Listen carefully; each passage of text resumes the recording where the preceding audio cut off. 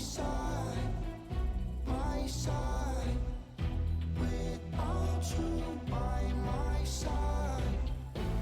One time from side to side. Peekaboo, I see you, peekaboo, I see you. Looking at me, looking at you. Hold up, where you going? What you doing? Who you seeing? What you need? What you want? I said, without you by my side, my side, my side. Without you by my side. One time from side to side. Without you by my side, I can't go outside. Without you by my side, I can't go outside. Without you by my side, I can't go outside. One time from side to side.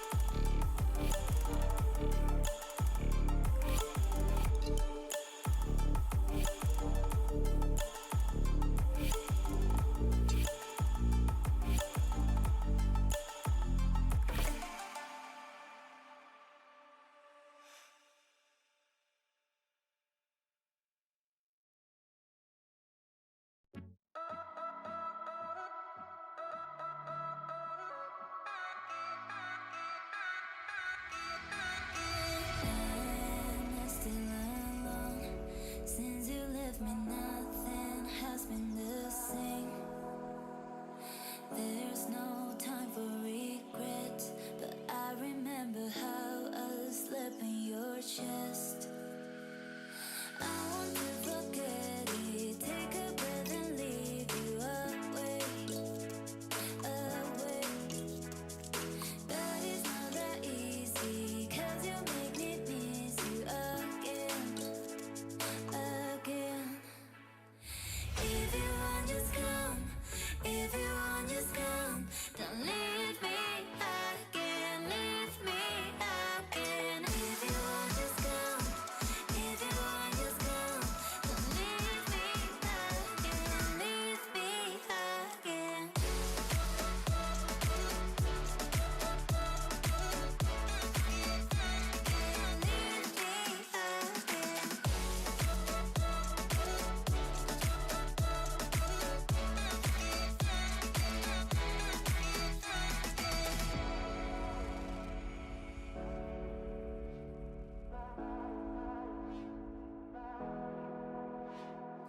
There's no time for regret, but I remember how I slept in your chest. I want to forget it, take a breath and leave you away, away. But it's not that easy, 'cause you make me miss you again, again. If you want, just come. If you want, just come. Don't leave me again, leave me again. If you want, just come. If you want, just come. Don't leave me again, leave me again.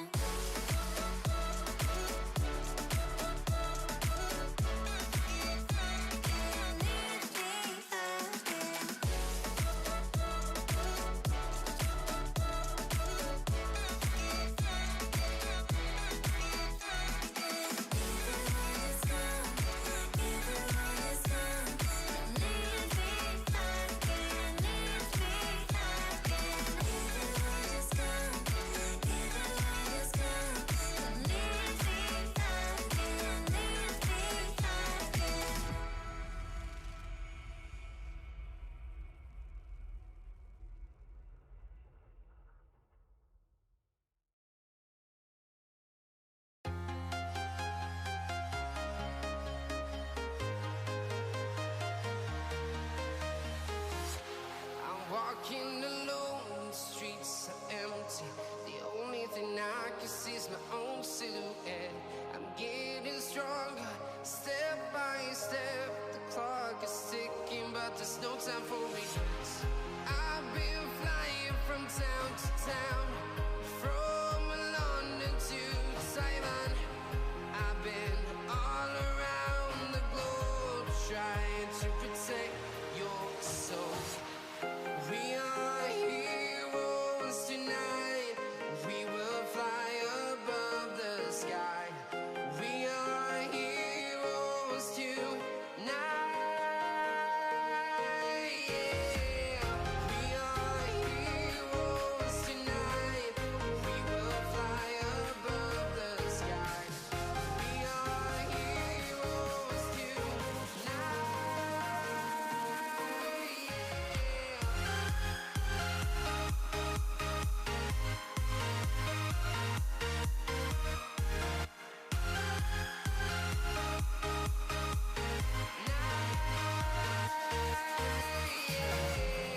Feel like a dynamite, ready to explore right up in the sky.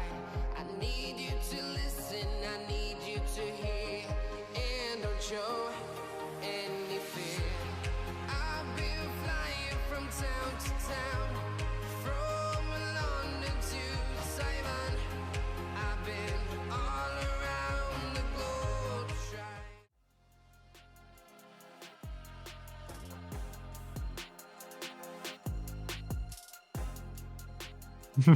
It is playoff time here in the Titan Esports Conqueror League. We've been through 7 weeks of regular season. It's built up to this. We have 8 teams remaining, and only one can be our champion over the course of the next 3 weeks. Starting with tonight in our featured matchup, it's Omega Fever taking on the side of Tilt Esports World Enders. So the number 2 seed from Group A in Tilt, and the number 3 seed from Group B in Omega Fever. Only one can advance to the semifinals. We're going to find out who that is in this best of 5 tonight. Good evening, everyone. My name is Ferris. I'm here to show the world. I'm with Freedom Potatoes once again. He's got the sleeping cat behind him as well. That's pretty cute.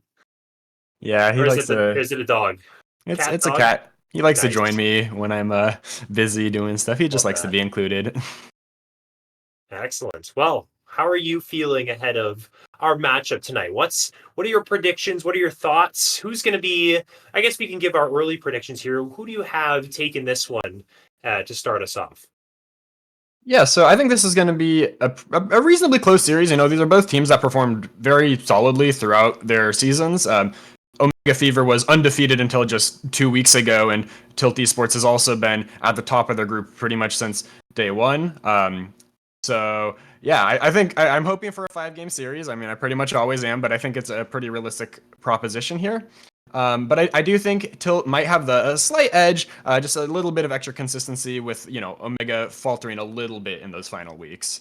I think that's a reasonable prediction to make, although it could be very close. It's playoff time. Nerves are setting in for players. They know that if you do have a unsatisfactory performance in the playoffs, you could be going home earlier than you may have hoped for. We're going to head into draft for game number 1 and see what these teams have cooked up for us. It is going to be Omega Fever on the red side and Tilt Esports World Enders on the blue side. Now, let's talk about these substitutes that have rolled in and the changes to their typical rosters. We do have Evil Zara in the mid lane for Omega Fever, someone who is an AD carry player themselves, so maybe Tilt Esports with that Tristana ban looking to target Evil Zara's maybe limited champion pool off the bat. I definitely expect to see AD carries in the mid lane from Omega. With that Tristana bin coming out, there's, you know, shrinks the pool down a little bit. They have been hit a little over the past few patches, so I do think Tristana is kind of like the number 1 in that department right now. So getting her off the table is going to be good for Tilt Esports. As we're seeing some bot laners banned away, or, you know, those flex picks in the Swain and the Seraphine both taken off the table from Omega. Nocturne, the Udyr, the junglers, potential bot laners here as well. The Swain that's been very powerful can also be flexed into different roles as well. Corki going to be taking another one of the picks that Evil Zara did like, and you and I were talking about it before, and we don't really know what Evil Zara's champion pool is going to be, but we just assumed maybe Tristana, maybe Corki, because those are 2 marksman champions that they played before that can go into the mid lane. Graves locked in first here for Rat Queen Delilah. This is a player who has made their debut, I think, a couple weeks ago on Tilt Esports. Been doing pretty well. This is a different jungler from when the last time these 2 teams met in the Eternal League. So this will be a different matchup for them, but we'll see how well they can perform on that Graves. Rat Queen Delilah liking a lot of those carry junglers. Yeah, seems to be pretty proficient on those, so interesting to see, you know, such high priority on a champion that could potentially be countered, but, you know, clearly showing the confidence that Tilt Esports has to grab that up early. Now they're going to supplement that with the Jhin, adding a little bit more range, a lot more of that, you know, lethality-oriented crit burst in the AD department, and a Cassante for a little more beef in the top lane. Very, well, I was going to say low range for Tilt Esports side with Cassante and Graves, but at least the Jhin can follow up from long range. Let's see what the response is now. Support still open for Omega Fever. They lock in the Poppy, so this is something that probably, I mean, it's kind of difficult to say right now where that could go. The jungle is obviously taken, but it could go into the top side to face that Cassante. Could also be in the support role, although I have to lean into the fact that this is likely going to go into the hands of Stubby to counteract that Cassante, make sure that footwork isn't as easily utilized as a gap closer or an escape in different situations across the game. I'd expect to see the Poppy go top as well.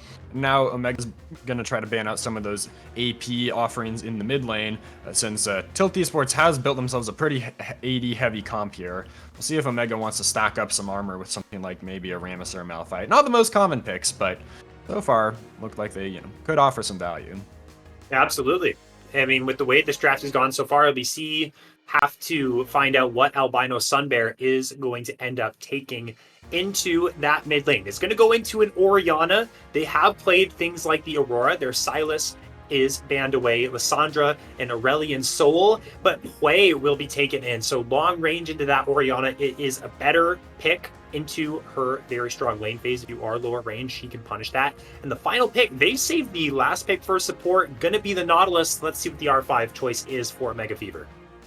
That Hui and Jin combination can be really potent as far as poke goes. If Hui lands a QW and then Jin lands the follow-up with the Deadly Flourish, that can, chunk someone out to half health from miles away. And the Renata is going to be the last pick for Omega. So Poppy does end up in the top lane, and they're going to try to be counteracting a lot of the engage that Tilt Esports has here.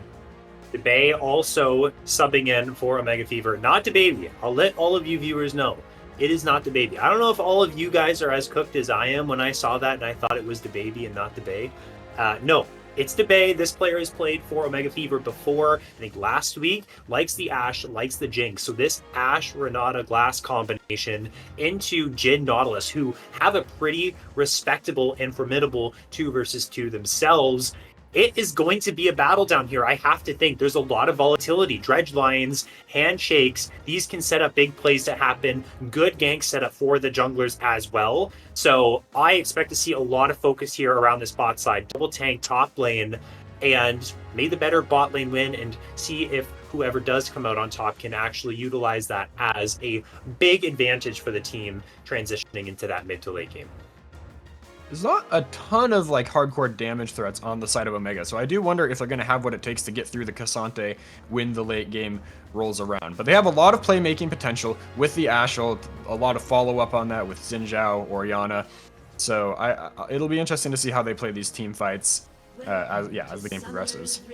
We're on to the Rift, game number 1. This is Omega Fever versus Tilt Esports World Enders quarterfinal matchup here in the Titan Conqueror League. Winner will advance, and the loser gonna pack their bags. Single elimination. You gotta have your best set of games right here, right now. Otherwise, you're not gonna get another chance going forward.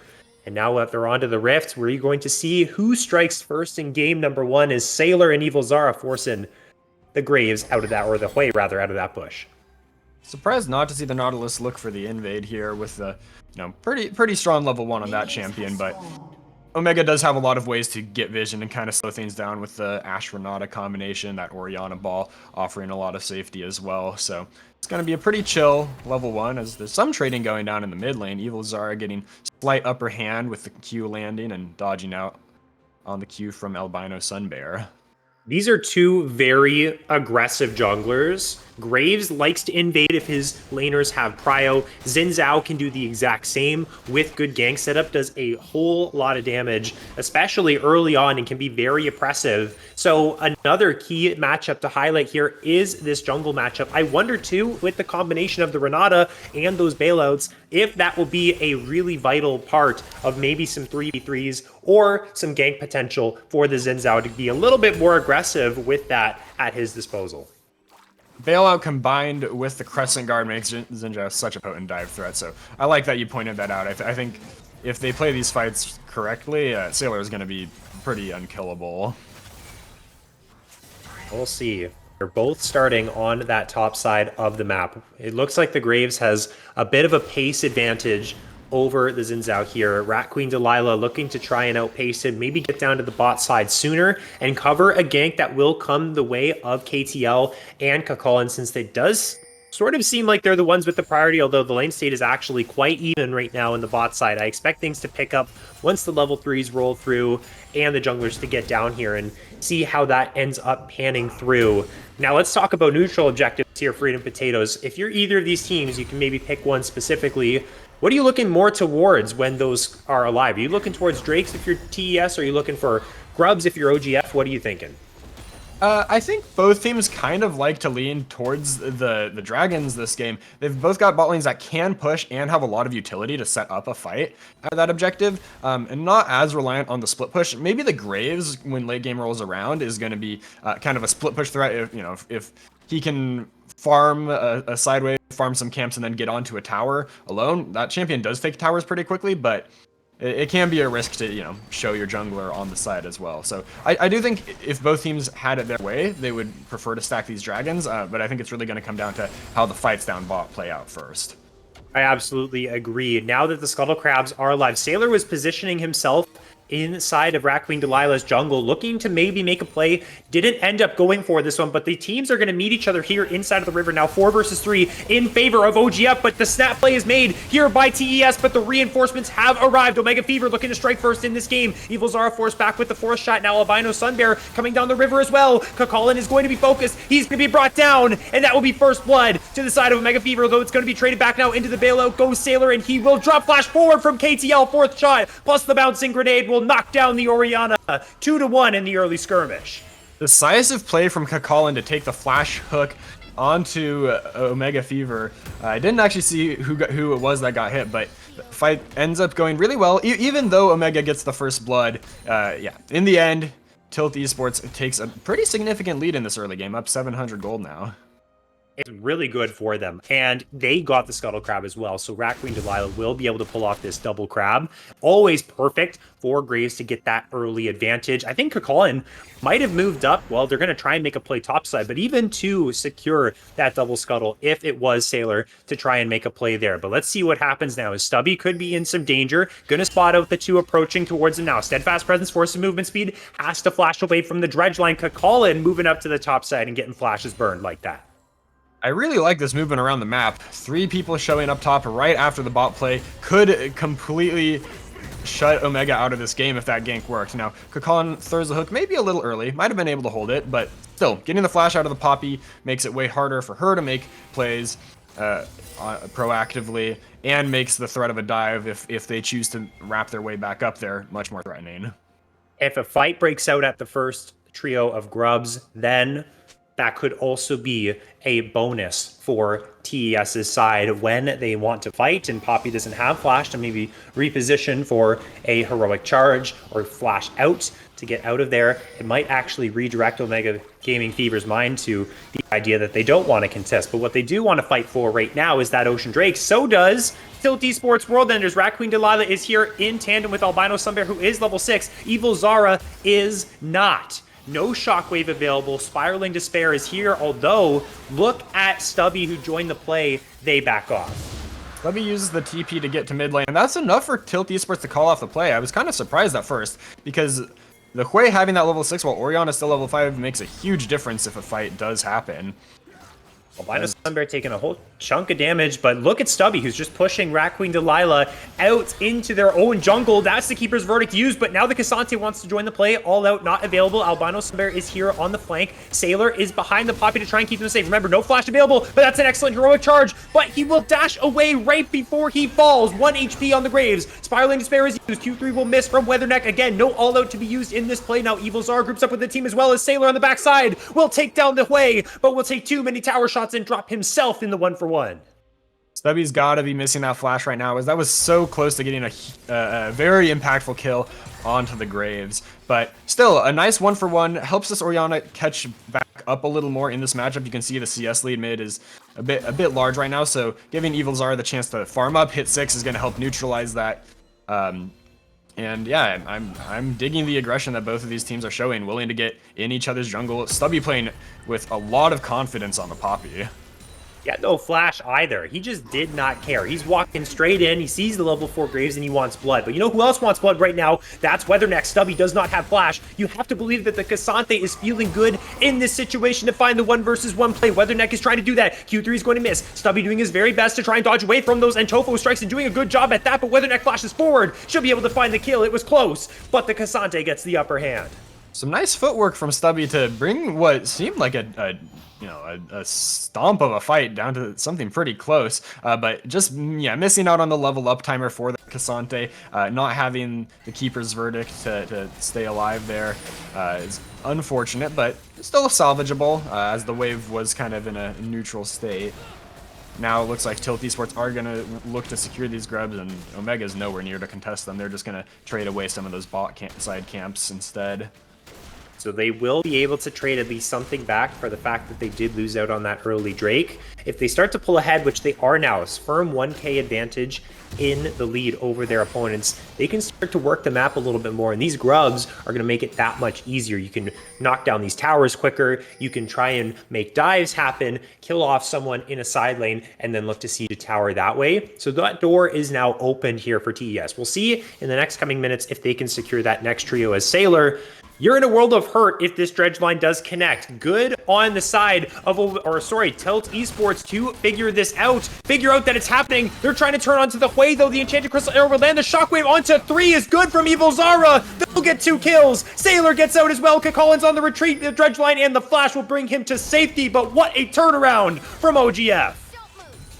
Goodbye Tilt Esports to spot out Sailor trying to take that camp away and collapse, but the Ashe is level 6 and the Jhin isn't, which means the long range support is there. Arrow landing onto Albino Sunbear means an easy kill for Sailor. Close call, but nicely done to pick up the kill and get away.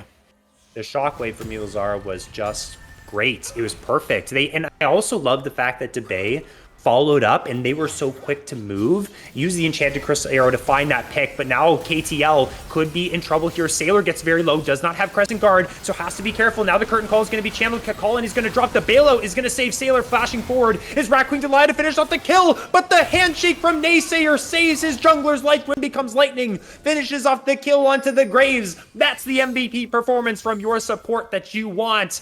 Albino Sunbear now, Severing Bolt will miss. I think this is all that TES are going to get off this play. That's the exact combo we wanted to see, as Debay getting threatened under the tower. Oh my gosh. Look at that fancy feat there, Freedom Potatoes. That was crazy. Sparling Despair, nope. Deadly Flourish, nope. Gets away from that, does Debay, and lives to see another one. I've been there a lot of times as the Hui where, you know, you're trying to set up a play, but when you have a vision for how it's going to go in your head, and if one little thing misses, it looks a little disastrous, but still, good pressure applied by the side of Tilt Esports to try and get something back off that play. This might just be an omen for the rest of this series right now. Look how close this is. We are dead even in gold, very close in kills. The plays have been going back and forth. In a best of 5, we got so many games to play here, Potatoes. This could go the whole distance if every game ends out panning the way that these first 11 minutes of game 1 have. So we're going to buckle up and prepare for potentially a really exciting series. And honestly, can't be too upset about that. It's Sailor and Stubby looking for the dive here onto the Cassante. The heroic charge will connect. They should have the damage. All out is used, but it's too late. The Crescent Guard is good as well, and Sailor will pick that one up. They punish the Cassante underneath the tower. Great punish from the side of Omega. These two champions can offer so much on the dive with the continuous knockups and healing and just a lot of passive resistances as well. So yeah, that's a free kill over to the side of Omega. This Zinjao is getting huge, and like we mentioned earlier, paired with the Renata, that's going to be a massive threat in this mid game.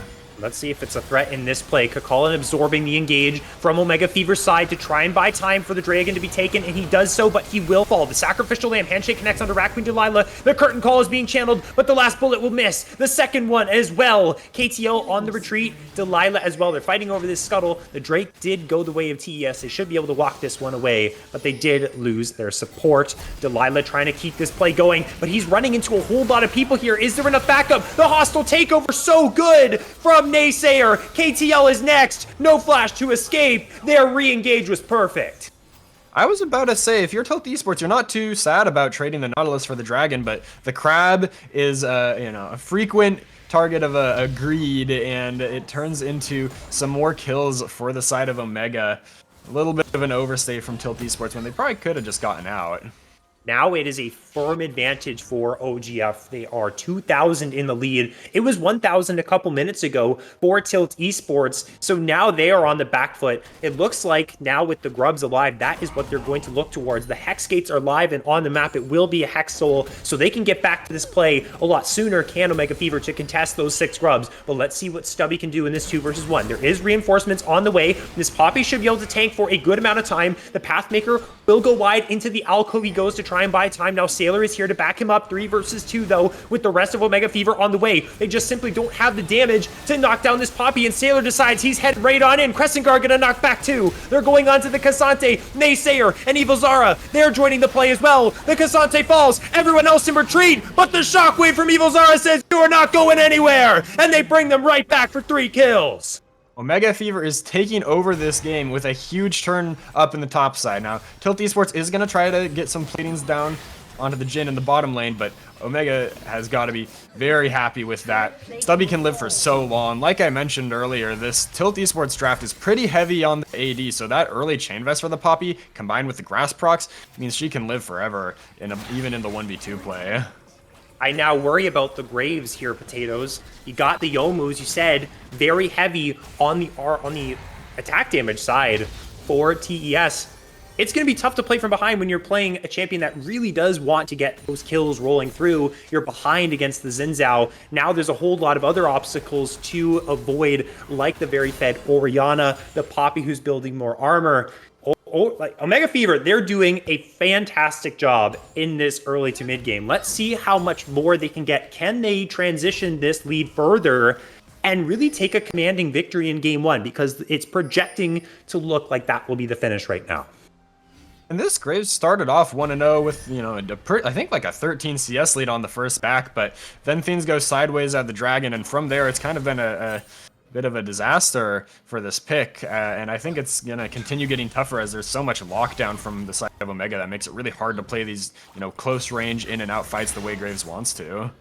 It feels like their team composition favors the skirmishes if they have the lead like we're talking about, but they just don't have that right now, and you have really good frontline here for the side of Omega Fever with the Poppy, with Xin Zhao, who can go into Crescent Guard. That just leaves it wide open there for Evil Zara and Debay to hit in the backside. There's a 2v2 happening in the mid lane. Albino Sunbear is caught out. The hostile takeover runs through. Spiraling Despair onto the Ashe. He's just sitting melee range and tanking it all up, saying, I'm not going down anytime soon. Another one goes to OGF, while the Rift Herald is going to be taken as well.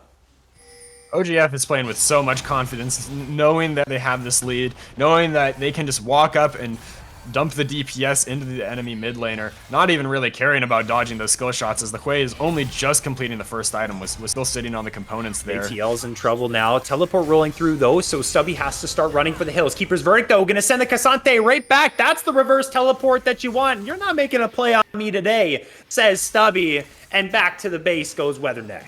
Now the Dragon is coming up soon, which means that Omega might be missing this Poppy ultimate, but the TP being used from Cassante is a pretty major cooldown to invest as well.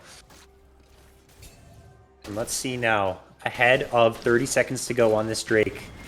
Honestly, if I am Tilt, I'm just giving this one away. You gotta wait for a major mistake to be made by Omega Fever to open the door for you to come back. If they just fight them head on here, Potatoes, it's just gonna go Omega Fever's way every single time with this massive advantage that they have. So I expect to see, if TES want to come back in this game, they're gonna have to dial back the pace a little bit. They're going to need to slow it down, let Graves farm up, get a few more items in, you know, maybe once the last Whisper item is completed, then Graves can start to chunk through this front line a little more. And I do think trying to find a play onto the top side, if you're giving this Dragon, is exactly what you need. But do they have the damage to take down this level 11 Orianna? I think that they probably do if they land their spells. The Dredge line goes wide, but there's still a couple tools at their disposal. That shockwave damage was absolutely insane. Flashing away from the Graves now. It is the Nautilus who's tanking up the tower. Rat Queen Delilah trying to find the damage. Gonna miss the collateral damage though. Gonna still not find it. This is a calamity. It's a collection of errors for TES, but finally they get their prize. They do eventually get the shutdown, but it costs them a lot. They're going to lose the Dragon and the mid turret and a whole bunch of summoner spells along the way. So, you know, good look on the play, but they are going to need more in order to come back in this game. Unfortunately, things have been traded, though. The tier 1 is gone. Omega Fever picked that one up. Now they're using the Herald to knock down the tier 1 and bot as well. They can probably ride the Herald here and get a charge off if they want to, although it is a little bit risky. So Omega Fever, despite losing their mid laner, they still stay firmly in the lead. As okay, I was going to say, that's a little bit risky if they're going for that one. What's he doing with this one, Potatoes? What was that? You know, it looked like Stubby was maybe thinking about going for the tower, then might have caught a whiff of the Nautilus or just heard a shot call from the teammates and kind of canceled it. Then, you know, yeah, just flip-flopping a little bit, going for a ride, having a bit of fun, doing the 360s, but is eventually going to back out and actually scrap with the Cassante a little bit now that the enemies have left. And with this moment that we have is now KTL. I was going to say, with the moment that we have of peace between these two, the flash forward from Sailor goes on to KTL. Curtain call in response as a tower is taken in the top lane. Sailor going to be able to walk that one out. No problem.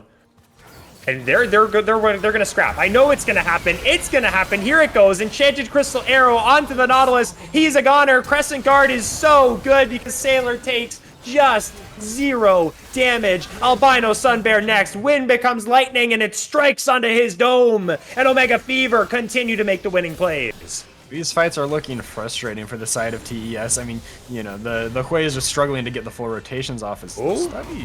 Weatherneck, very close to the solo kill. This would be 150 gold. Shutdown, out of mana now is the Poppy, but Weatherneck is so low. Gets the shield from the footwork. This is basically supportal combat at this point with no abilities remaining for the Poppy, but gets the shield from the passive. Weatherneck, you don't have the damage. It's so unfortunate here, but the flash forward, Colin is gonna hit the wall. Stubby gets ignited. Depth charge used. They should be able to grab it. Oh my goodness, the shutdown goes to Nas, but who cares? You got him. Stubby outplaying on the Poppy once again. Does drop in the end, but that is just showing how effective that champion can be at low HP values with all the armor stacked up. Takes a really long time to go down and almost won what should have been an unwinnable 1v1 until the Nautilus had to, you know, make it not a 1v1. That was really funny though when Kakalin tried to flash. He's like, "That's my hero play," and he just dredge lines the wall there. He's, oh come on. Yeah, that was. Hey, he did save his top laner though, and you know he got the kill, but not the target that you want. But at the very least, you get something, and something is what Tilt Esports need right now. I want to say they haven't dropped a game. And I'm talking not just a series, I'm talking a single game to anyone but Syndicate Coke here in Titan Conqueror. So if Omega Fever grabbed this game 1 win, and this doesn't really mean much in the grand scheme of things of this best of 5, but Tilt Esports have been dominant against everyone below that #1 spot, which Syndicate Coke held in Group A. So really good sign for Omega Fever if they can continue the momentum that they have in this game #1. This game 1 has been going so well for them, and yeah, TES is going to need to hold on to that mental. Oh, and Evil Zara's in trouble. The Shockwave will buy time, but another pick in the top side for TES. Collins has a lot of the kill, a lot of kill participation here. Been making great map rotations that I want to call out as. I know Sunbear now going to get caught out in the mid lane as well, and they get it right back to Omega Fever, so they're not even too upset. This might be a tier 2 as well, Potatoes. Every time that TES finds something, the camera pans elsewhere, and Omega's getting just as much, if not more, back for themselves, which just makes the game feel so hard to play. You know, a lot of these champions, the Jin and the Hui, not that mobile, so they can be picked on by the Ashe and the Xinjia, who offer so much dive threat, so much pick potential, even when you're, Gonna run into Weatherneck here. And Omega Fever, I was able to talk to Evil Zara before this matchup ended up happening, and they said, I asked them how confident they were heading into this matchup against arguably one of Group A's best teams, and they said they're hopeful for their roster changes, as obviously now Evil Zara is playing mid lane, DeBay is in the AD carry role, but they said if they play their way, they are confident, and they feel good, and they synergize together, and those roster changes end up working out, then they're confident enough to knock them down, and they know that they can do it. So we're seeing a lot of that confidence here in this game. And Sailor just jumps right on in, does have Crescent Guard, going to keep himself safe. A lot of damage going to be mitigated as the dredge line does go wide. Depth charge committed as well, but Evil Zara with a big shockwave will bring back 2. Let's look at the right side of the fight now, because Weatherneck is going to be the focus, because Stubby has found it, but dredge line does connect onto the Renata on the backside of the fight. Curtain Call going to be used as well. Weatherneck should be dropping here, but All Out going to buy him some space. It might not be enough though, as Sailor is godlike. Naysayer got away from the initial engage. Evil Zara just taking up that dredge line. Rackling Delilah doesn't do enough damage. They just don't have the money. They don't have the funds. And it is all Omega Fever in this mid-game fight. They're dropping everyone like flies, and they're looking for Drake #3. I was a little bit worried for Omega. I thought the Crescent Guard and the Shockwave were a little early, not getting as much value as you might expect from a team that's so far ahead, but they're able to play, slow down the fight even after that, even after using those ults, and come out convincingly on top by catching the Cassante on the side. And now that's sole point for Omega Fever, and a 5,000 gold lead, and probably going to be looking towards the Baron in the next few minutes.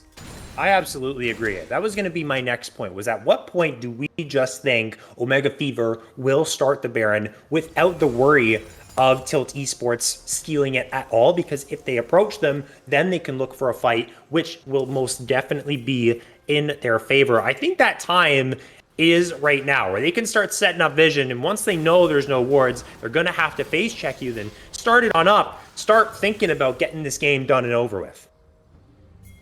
And they should have a pretty fast take. This Ashe on 2 items now. The Xin Zhao able to deal a lot of damage while tanking that up. So, Enchanted Crystal Arrow. Oh, KTL has the cleanse, but that's gone now for any potential fight that happens next. Stubby down here on the bottom lane has the TP, but might be finding themselves in a 1v2. We've seen this before. Stubby has been very unkillable in these plays. Okay, All Out does cancel that CC of the Keeper's Verdict, so Weatherneck will be able to continue fighting. Again, Stubby, honestly, this guy just dodges every Q3, Potatoes. His footwork is insane. I think I saw a comment in the chat about being a ballerina. Yes, that is exactly what Stubby is in this game, is a ballerina. And the jungler's bot side, so you already know what that means. It's going to be a nice, easy Baron. Maybe the Hui or the Jin can find a steal angle. They do have a lot of range, but these health bars are nice and full for the side of Omega Fever, even with the Jin ult coming in. Smite's early, but the Orianna's going to pick it up in the end. Do they start a fight, though, is the question. They don't have Enchanted Crystal Arrow. That would be an excellent way to start it off here, but KTL is going to get hit by Stubby here in a 1 versus 3 for the moment until the rest of the team shows up. Flashes away into Kakalin, who misses the Dredge line. Spiraling Despair connects on a Sailor, who did try and get away, but Crescent Guard will mitigate all of that damage once again. This spell is so valuable for the Xin Zhao. Yeah, I spoke earlier in like the in the draft about how the Jin and the Hui can offer a lot of that long range poke potential. As actually, he's rooted up. Hold on a second. They might be able to take down the unkillable Poppy in a 1 versus 5. Stubby, if you can get out of this one, I don't know what else to say. There we go. KTL, 4th shot, something on the board for TES. Happy to get that pick, but I don't think it's going to change too much for now, as, Omega does still have the Baron. They're just going to wait for this Poppy to respawn and then continue applying some more pressure on the map, unless TES can find another pick elsewhere. It doesn't look like they're in a position to really do that right now. They're taking what they got and they're resetting with it, spending some gold. And let's see, Potatoes, what kind of defense they can mount right now, because a lot of things are stacking against them. At the very least, their base is still intact. They have a couple towers outside of those inhibitor towers, 2 tier 2s in the top and bot lane that they're holding on to. It's a little bit of pressure on Omega Fever to up the tempo, make sure that they're not opening up any avenues for comebacks here, but I think their scaling is pretty good in general too, so they're not really too worried about that.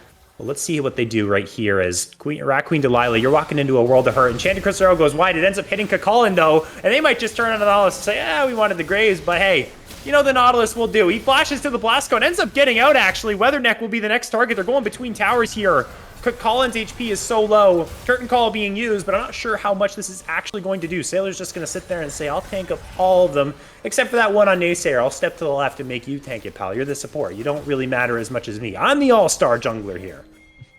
Albino Sunbear even used the TP to try and find a flank angle there, but not that much damage coming through. Shockwave goes down. They're just starting it up right here after the takedown of the tier 2 Potatoes, and it's the Hui who's the target. He will drop underneath the tower. Goes Sailor. He ends up getting 2 and walking home free. TP rolling down on the minion too, so the tower can't take that one out. The minion wave will stay alive. Stubby looking hot in pursuit. KTL flashes away. They have to retreat to their fountain, but can they hold on here, Potatoes?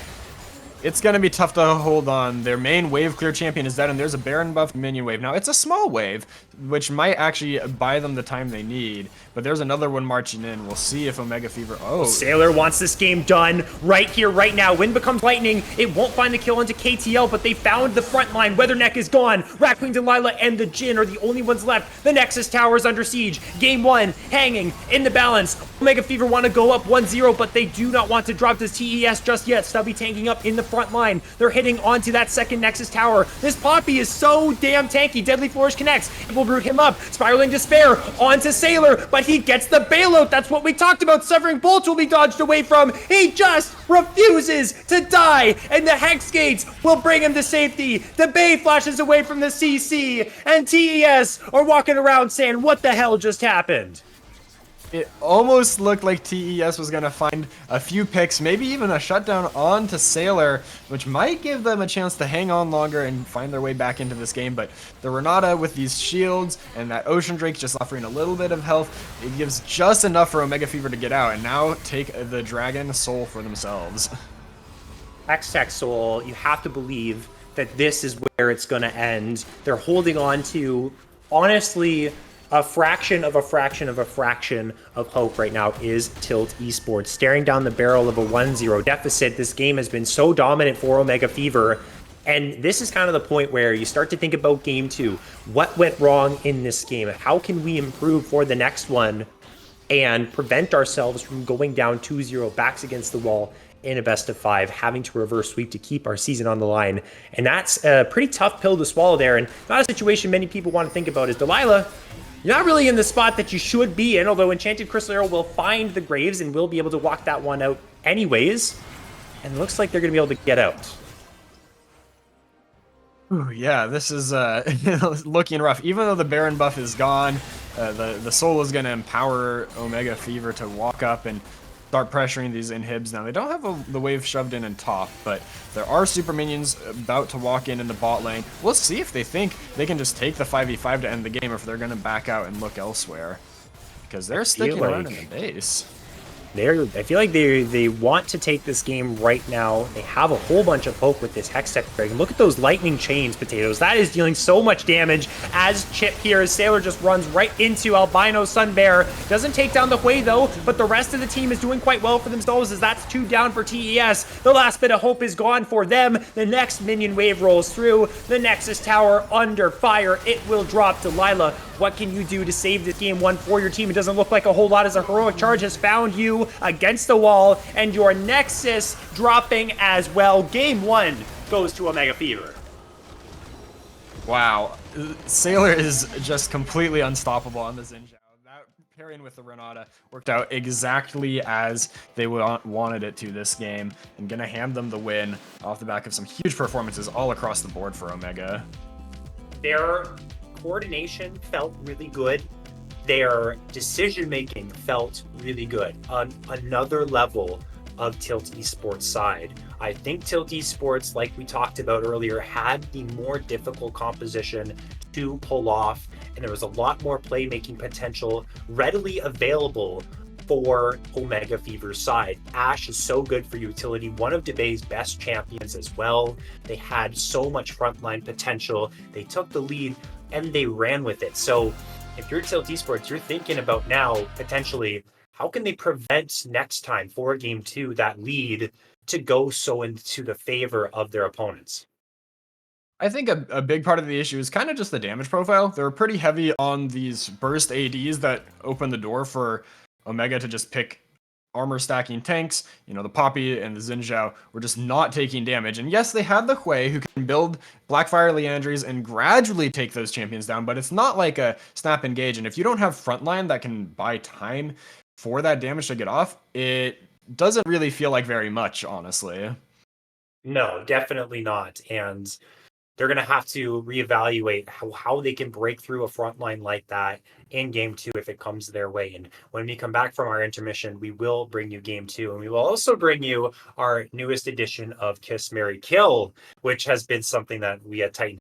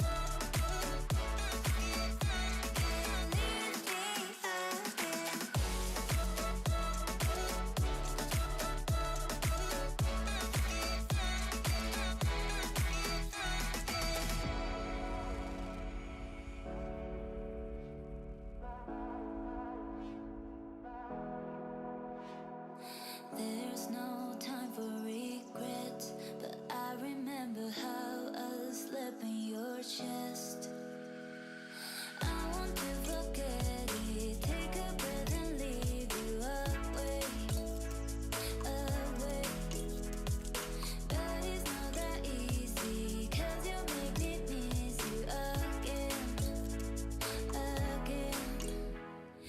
If you want, just come. If you want, just come. Don't leave me again, leave me again. If you want, just come. If you want, just come. Don't leave me again, leave me again.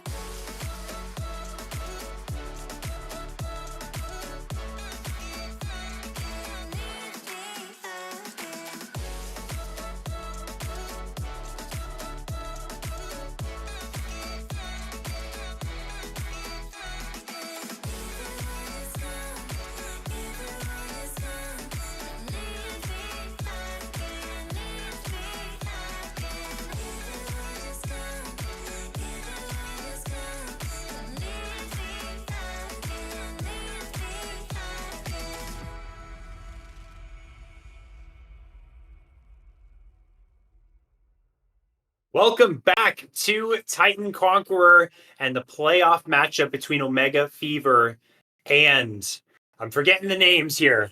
It's Tilt Esports World Enders. That's right. So sometimes you get the one name, you think of the other, and you're like, wait a second, who are they playing again?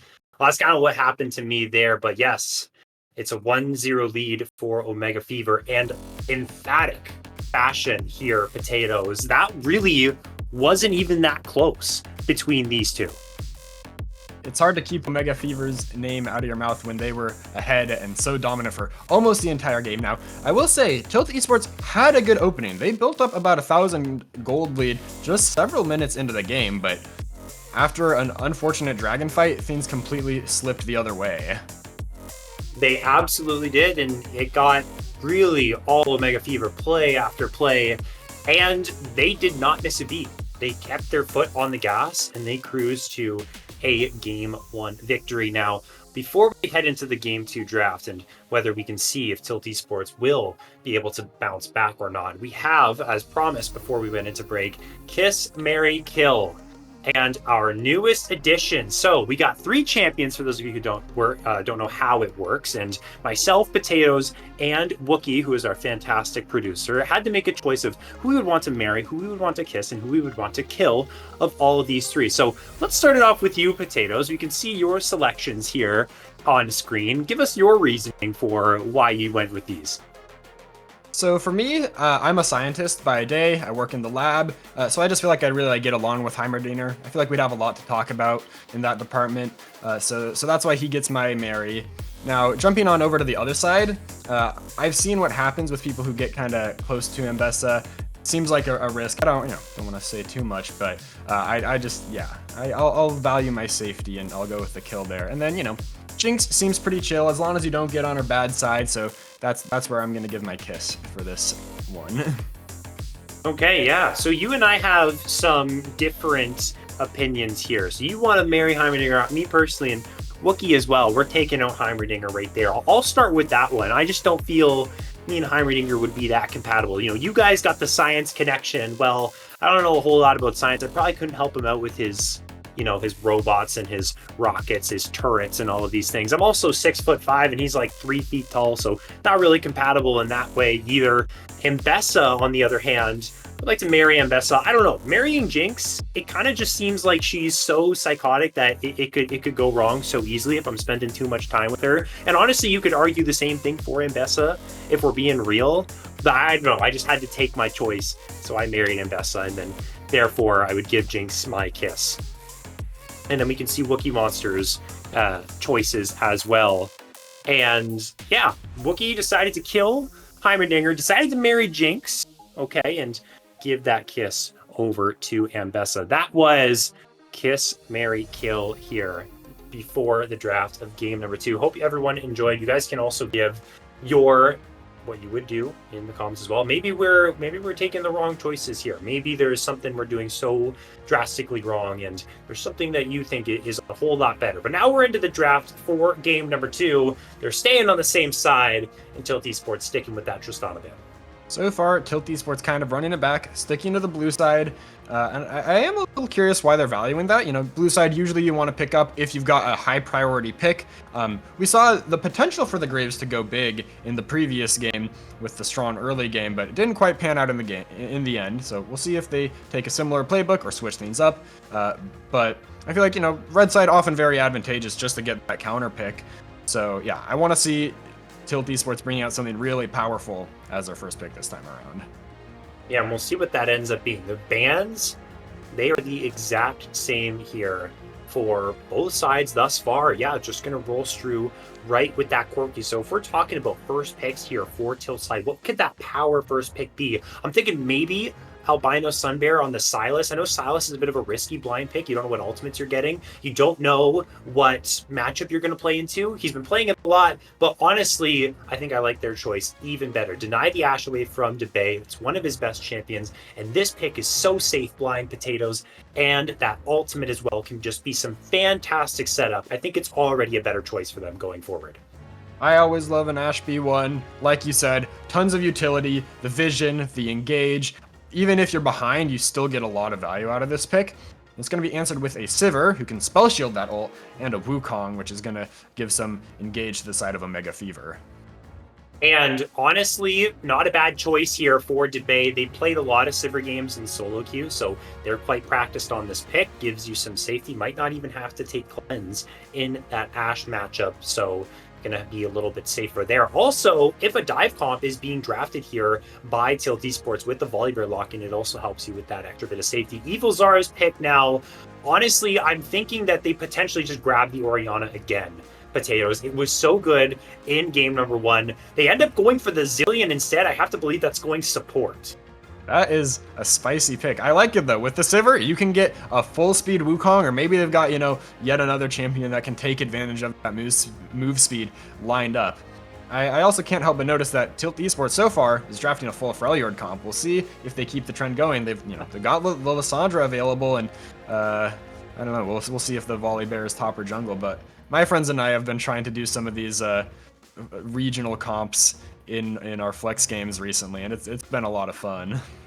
Well, they don't quite get those kind of buffs you get in TFT. That's way back to like OG TFT, like set 1 when they had the Frost or the Freljord. I think it was something like that. My friends and I were so excited to play that. No buffs this time around. They're just going to get the little brownie points for making that full Freljord comp happen somehow. I think that Volibear definitely going into the hands of Delilah. They are a big Volibear player, have played a ton of it in Conqueror thus far in their time with Tilt Esports, and Veigar will be the choice now for Evil Zara. We had the Orianna banned away, so we don't really know. We had questions about their champion pool heading into this. Now that that's taken off the board, gonna go for the Veigar, and might be pretty good to keep away at those champions that want to go forward, like the Ahri and the Volley. Veigar can shut down a lot of the engage from TES, but also with the move speed being offered from the Zillion and the Sivir, he can get that, you know, just enough speed to catch the whole enemy team in that cage, maybe. So almost working as an engaged champion as well. And it looks like we're going to see Ornn and Shen round out these comps, so a lot of tank power and also a lot of protection power on the side of Omega. The Zillion ult and the Shen ult are going to make it really tough to kill the Sivir, the Veigar, or the Wukong.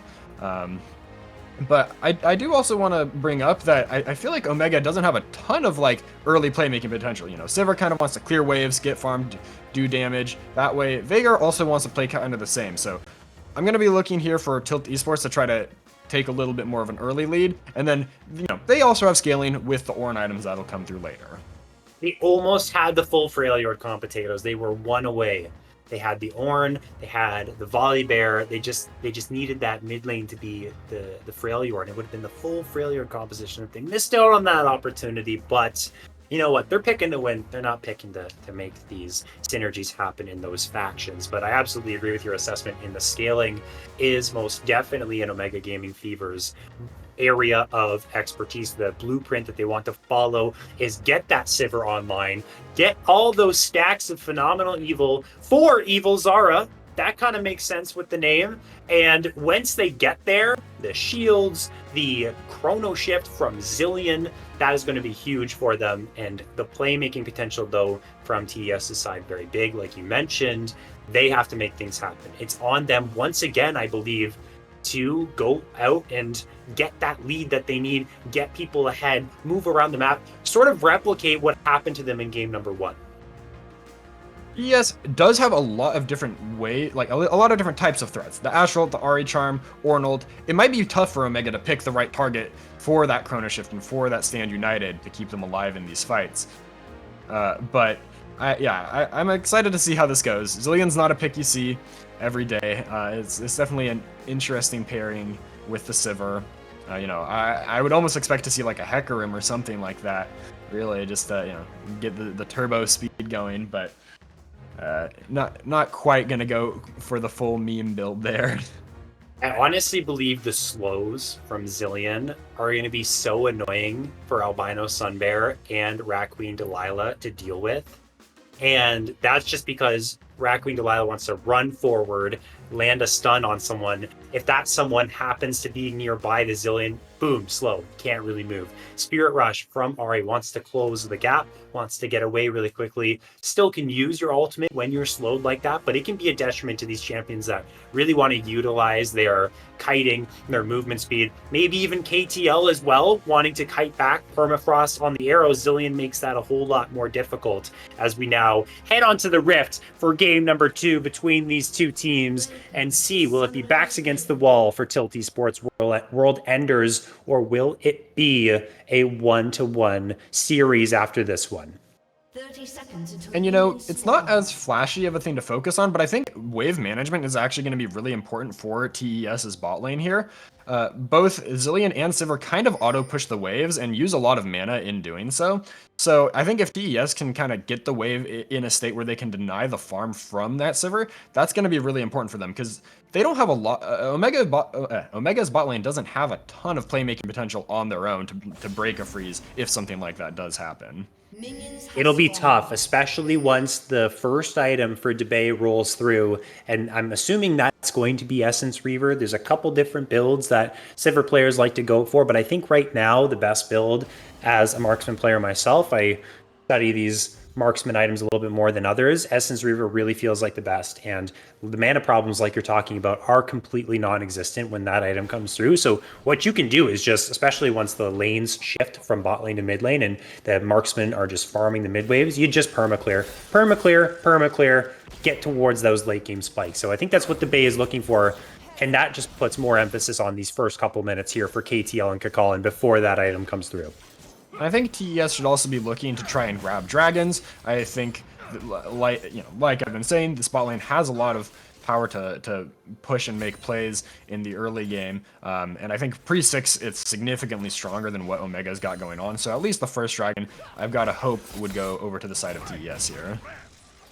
And both junglers once again on the top side of the map right now, and they're working towards that bot lane once again. Honestly, for the side of TES, they want to try, like we talked about, punish these guys. Try and find a way to get them. And pre-6, it's doable. There's still going to be Spell Shield up for Debay, but post-6, you got Chrono Shift, you got all the movement speed from On the Hunt that Debay and the rest of the teammates will get.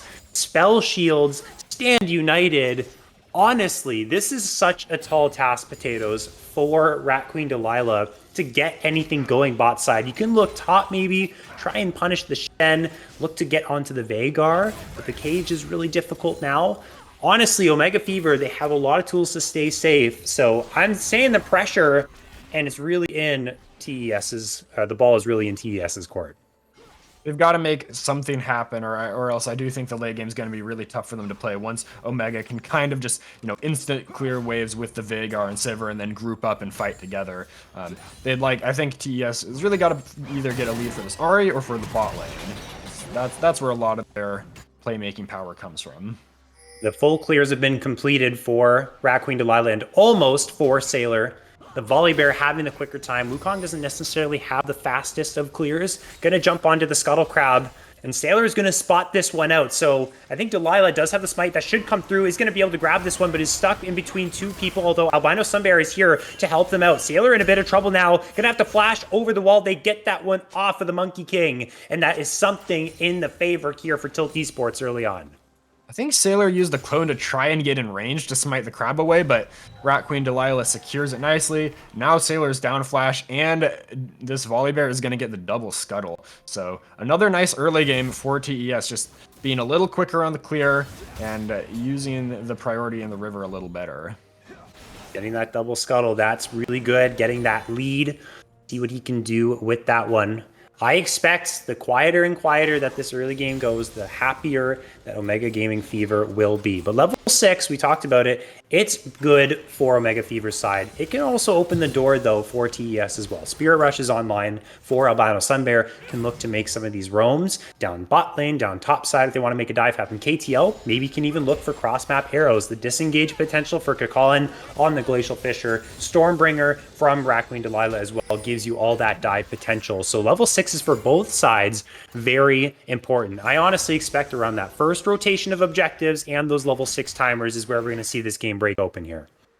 Ooh, yeah, the bot lane for TES almost got kind of what they wanted there. I think they could have set up a freeze, but KTL walks into a bush and then the wave just goes to tower. So again, one of those things that's not super flashy, but that's a way you can deny your opponent a lot of farm if you are able to set up a freeze like that.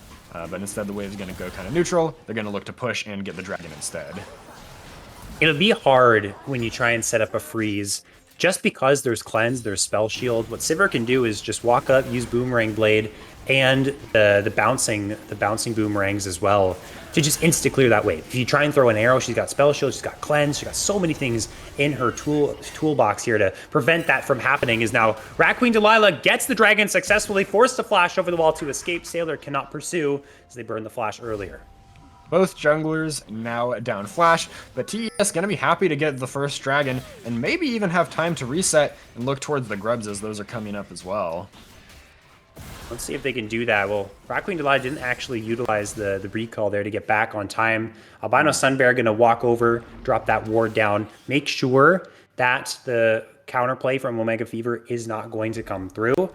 And now Rat Queen Delilah might just make her way over there and see if they can grab those ones up, as we are still killless in this game. Only 6 minutes in though, so still a lot of time for things to happen. Again, I want to reiterate those level 6s is where I think this is going to break open, and we might see a bot lane play here coming soon with the way that Sailor is positioned on the map. Yeah, the Wukong not quite level 6 yet, so the gank potential isn't as strong, but you know, a fast Wukong running at you with the speed from the Zilean can still be a scary prospect, but it looks like the junglers are going to end up topside here, and we're probably going to see some sort of fight for these grubs, or maybe they're just going to be given over. We'll see how that plays out in a few seconds.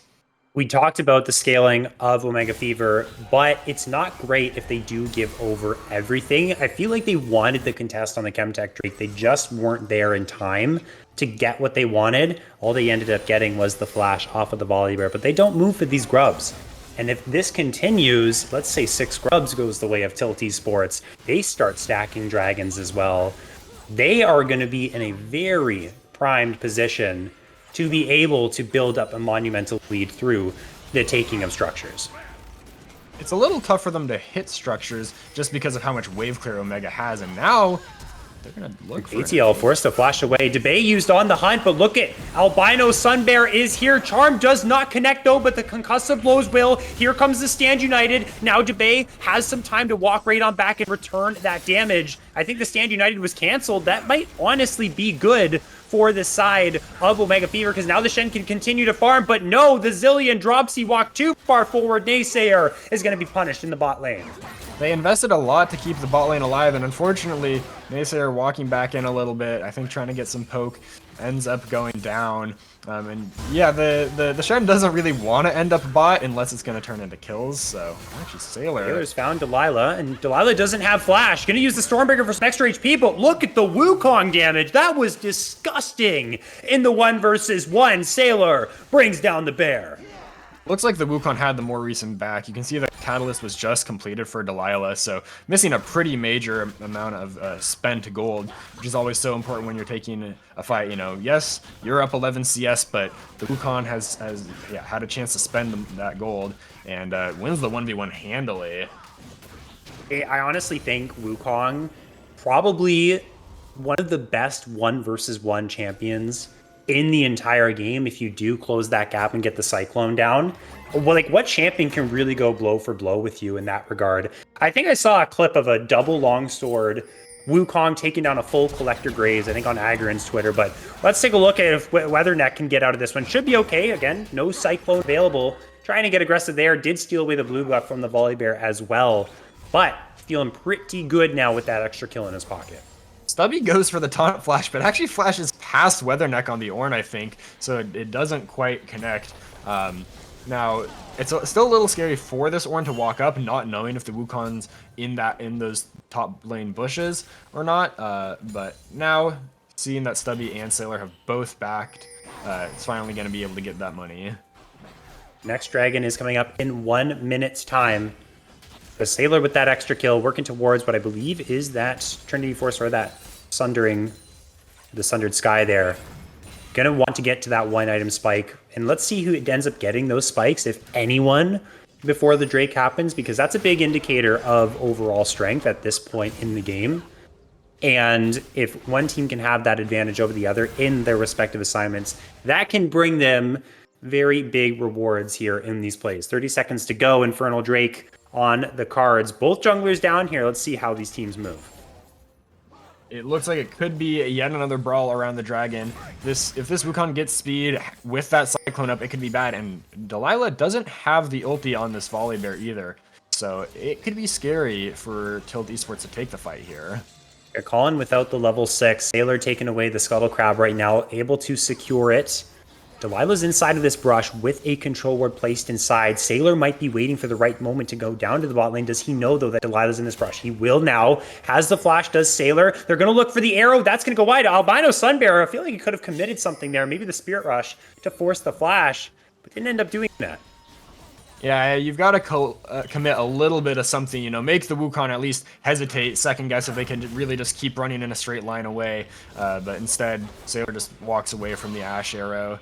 And now they might take on the hunt. engage. They're looking for this. They're going to get onto the Volley Bear. He's trapped inside of the cage, but Stormbringer is going to bring him out. Still stunned up. Exhaust goes down. Now the Wukong's in trouble. Stand United and Chrono Shift used at the same time. Not quite the synergy you want to see from the side of Omega Fever, but at the very least, they keep their jungler alive. You've got to be very spot on with the communication to make sure you don't have that happen, you know, the little bit of anti-synergy where the Zillion, you know, wants the person to kind of die, and the Shen wants them to you know, have to chew through that full shield value. But it is still going to be the dragon secured with 5 members of Omega going down to the bot side, and not very much time for this Ornn to get the shove in and try to trade something back either. There are grubs live. I might be able to push it in time.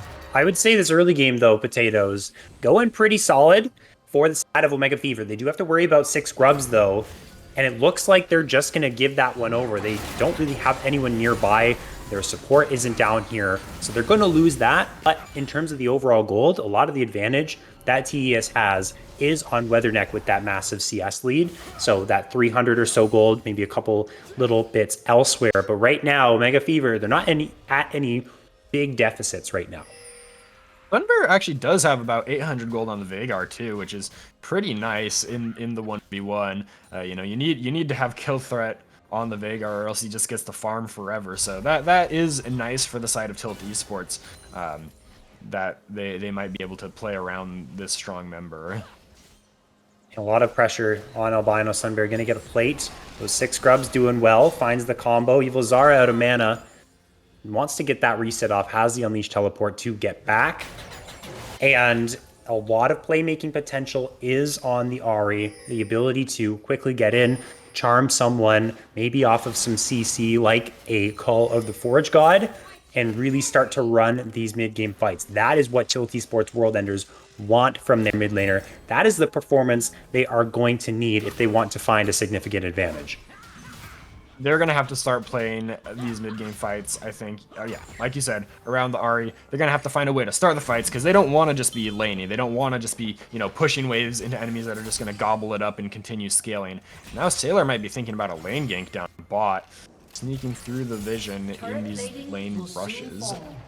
ATL and Kakalin are mindful, though, of the potential. You would have to think with the way that they are positioning. Rat Queen Delilah here as well. Evil Zara looks like they wanted to position to head down as well. But back in the mid lane, no Unleash teleport. KTL and Kakalin, though, they don't know of the Wukong that he's here. The Cyclone goes down. KTL forced to use the flash to try and get away. Teleport being channeled here. Now one more for the side of TES will join the play. And that's going to be Albino Sunbear, who just evaporates the Zillion out of existence. Still 3 charges to go, and the Spirit Rush is going to try and pursue Sailor. Goes right on forward, closes the gap completely, misses the charm, but the flash forward from Delilah will find the stun, and Sailor still trying to escape and get away from this one. The phenomenal evil power will not be good for Evil Zara. That primordial burst just does not have the damage. Flashes forward to get the kill, but does not finish the job and will fall for their sins. 4-1 TES. They got what they want. This Ahri is relentless in these team fights, getting reset after reset, continuing to be able to chase in and then dip out at just a sliver of HP, even burning the flash from Evil Zara. So that fight goes exactly how TES wanted it to. And I just want to give a little bit of points to KTL with a greatly timed Enchanted Crystal Arrow to deny the Wukong the second charge of the Cyclone. Because he'd already, burned the cooldowns to get in, if the Ashe can kite away from that second hit, then it's all good. If the second knockup lands, it's probably a death. So that's just a game of inches right there, and it all goes TES's way. It was Albino Sunbear who walked forward with the Spirit Rush available, just deleted Naysayer off of the map. Just before that moment, you and I were saying that we need to see this Ahri with a stellar performance for Tilt Esports if they want to be successful in the mid game. That is the play that you need to have. Need more of those, does TES, but they're feeling good now. 6 grubs, the Rift Herald as well secured here. Probably can use that to open up one of these tier 1s on the top and the bot side, as it's already been cracked as the mid lane for Albino Sunbear. Yeah, another 600 gold onto Albino Sunbear with that first turret being taken. And it opens up the map so much for the Ahri to continue looking for these roam plays with the ult. So that's even better for the side of Tilt Esports here. And now the lane swap is going to come through. Essence Reaver in hand for Debay, so can start perma-clearing these waves. This is really where Omega Fever can just lock in and wait for that scaling to roll on through. The only danger that presents itself now is Veigar, not necessarily the safest of side laners. Immobile can fall victim to the dive potential of Rat Queen Delilah and the ability to close the gap so quickly from Albino Sunbear. This Veigar is built full burst with the Luden's first item. I see a lot of Veigars go for something tankier with like the Rod of Ages or the Seraph's Rush, but the tier's gonna be coming through pretty late. And actually, one thing I've been liking when I play Veigar is the Fimble Winter. At least into comps like what TES is running here, you get so much mana, so much haste, and if you land a stun, it gives you that shield too. So that's maybe something I would have liked to go if I were playing Veigar in this case. Yeah, just because if you can stay alive, you do get to do so much. It's going to be, it's an interesting choice to go with the Luden's Companion. Going to pack a lot of punch, but not be able to take it in return, just like you said, with that Fimble Winter giving that more HP. Also a very late tier purchase from the Veigar, as well as, let's see what's happening top side. Weatherneck is in some trouble. Sailor is here to help out his top laner. Call the Forge God going to roll through. Not going to connect onto anyone except for the clone. Weatherneck Searing Charge flashes away, but Stubby will follow that and grab the second kill of the game for OGF. Okay, so now Omega is finding another play on the top side. This Ornn, pretty slow, pretty immobile, and is able to be picked off with the Wukong roaming up. That's going to be important for Omega just because, so far they've been mostly losing across the board, but having something that can side lane for you, letting the Shen split push and then have the ult to join the fights later on is going to be, an important point of pressure for them. I really like, despite the fact that it was Weatherneck to fall in that most recent play, the change of pace, the change of drafts, everything looks better for Tilt Esports in game number 2. I was able to talk to their team beforehand and ask them about their matchup against Omega Fever and what they expect heading into it. What's it going to take for them to be as dominant as they were in Group A? And they just said, well, we just play the way that we are normally playing. We've played Omega Fever before and we're successful, although it was a very close series. So they're playing them with full respect and playing as if it's any other team, which of course they should. And you can see that respect being given here in game number 2 with the fact that they had to change up the way that they played, and now they're finding themselves in a much better situation in this second time around. I think that word respect is really key to what we're seeing here, as actually Weatherneck Gonna be in some trouble, but the rest of the team is on the way. Teleport being channeled as well. Enchanted Crystal Arrow connects onto the Shen. Weatherneck very low, but the rest of the team has arrived and they will fall. They try and kill the tank, but he is a tank for a reason. Does not drop in time, and 2 kills go to TES's way. Now, it does look like Evil Zara might be able to trade this turret back on the bot side with Albino Sunbear having to commit the teleport up there, but very well done by Tilt Esports to get 2 kills, and I think they'll be able to trade back a turret of their own as well, so they're pretty happy with how things are going in this game right Coming up now. the Rift Herald as well. I feel like Rat Queen Delilah is just gonna run this one all the way down to that tier 2. Wait a second. Oh my goodness. Oh no. Weatherneck. No, you didn't, man. Oh my gosh. The orange cube blocks the Rift Herald. That's not an interaction you see too often, especially not from your own team. So just a little unfortunate, trying to clear the wave in, and it means not nearly as much damage onto that tier 2 turret, which is, you know, so much gold available if you can take that down. You're gonna slow the pace a bit for TES. Yeah, honestly, if you're Omega Fever, you'll take small things like that. Debay gonna get that movement speed from Naysayer to walk on out of danger here. And they're going to utilize the Enchanted Crystal Arrow, but easy spell shield for Debay, and going to emote on him as well, getting those style points there. It's a little bit more difficult to take down a Sivir than that in the mid lane there, as Albino Sunbear now 2 items, 3-0 on this Ahri. Looking quite strong, but Sailor, though, wants this 1 versus 1. But can you find it, though, because there is so much escape potential from the Ahri. Spirit rushes away, no problem. So the ults burn from both sides, but I think they're actually maybe a little happy with that, because it makes the Ahri, have to play a lot more defensive into the Veigar, have to worry about getting caught in the cage or the Wukong showing up on the side until that ult comes back online for the Ahri. And that just means, you have a little more space for Veigar to move around the map and keep collecting farm safely. Soul point potentially in 45 seconds for Tilt Esports. This has been a very slow-paced game compared to the last one. We've only seen 8 kills go down at the 21-minute mark, playing the game very conservatively, calculated steps for Tilt Esports. But at a certain point, you're going to want to have to pick up that pace a little bit more, because it is Evil Zara still scaling on this Veigar. Slowly and slowly, the Sivir is working towards her key items as well. 3 items is what you want to see. That is where the Sivir is really going to get online. If it ends up being the Flicker Blade into the Infinity Edge, maybe an itemization into a Last Whisper item, but Evil Zara is just going to say, you want to dive me? I have my friends here with me. Stand United is going to bring Stubby into the play. Rat Queen Delilah going to be able to run away, not going to get hit by that cage. Enchanted Crystal Arrow connects, but no follow-up to really make that worthwhile. Looked like the volley bear Q went down onto the turret instead of the Veigar, which means they have to call off the dive, which was risky to begin with. But we'll see if there's more of a fight that happens in the river as this dragon is now alive. Spirit Rush available for Ahri. The tier 2 fully taken by Weatherneck. That is the good punish onto the Shen. So honestly, yeah, 5 versus 4. Maybe you don't want to take this fight if you are Tilt Esports, but you got that tier 2 gold. You're still 2 dragons away, same as your opponent, from that soul. So they're going to be happy with just taking that gold trade, which is net favor for them, all things considered. Dragon score now even, but it's a 5,000 gold lead on the side of Tilt Esports. It's been sitting at like 4,000 for the past few minutes. It's growing slowly but surely. We'll see if that's enough of a lead for them to utilize and push towards closing this game out, or if it's too little and Omega's gonna find their way back in.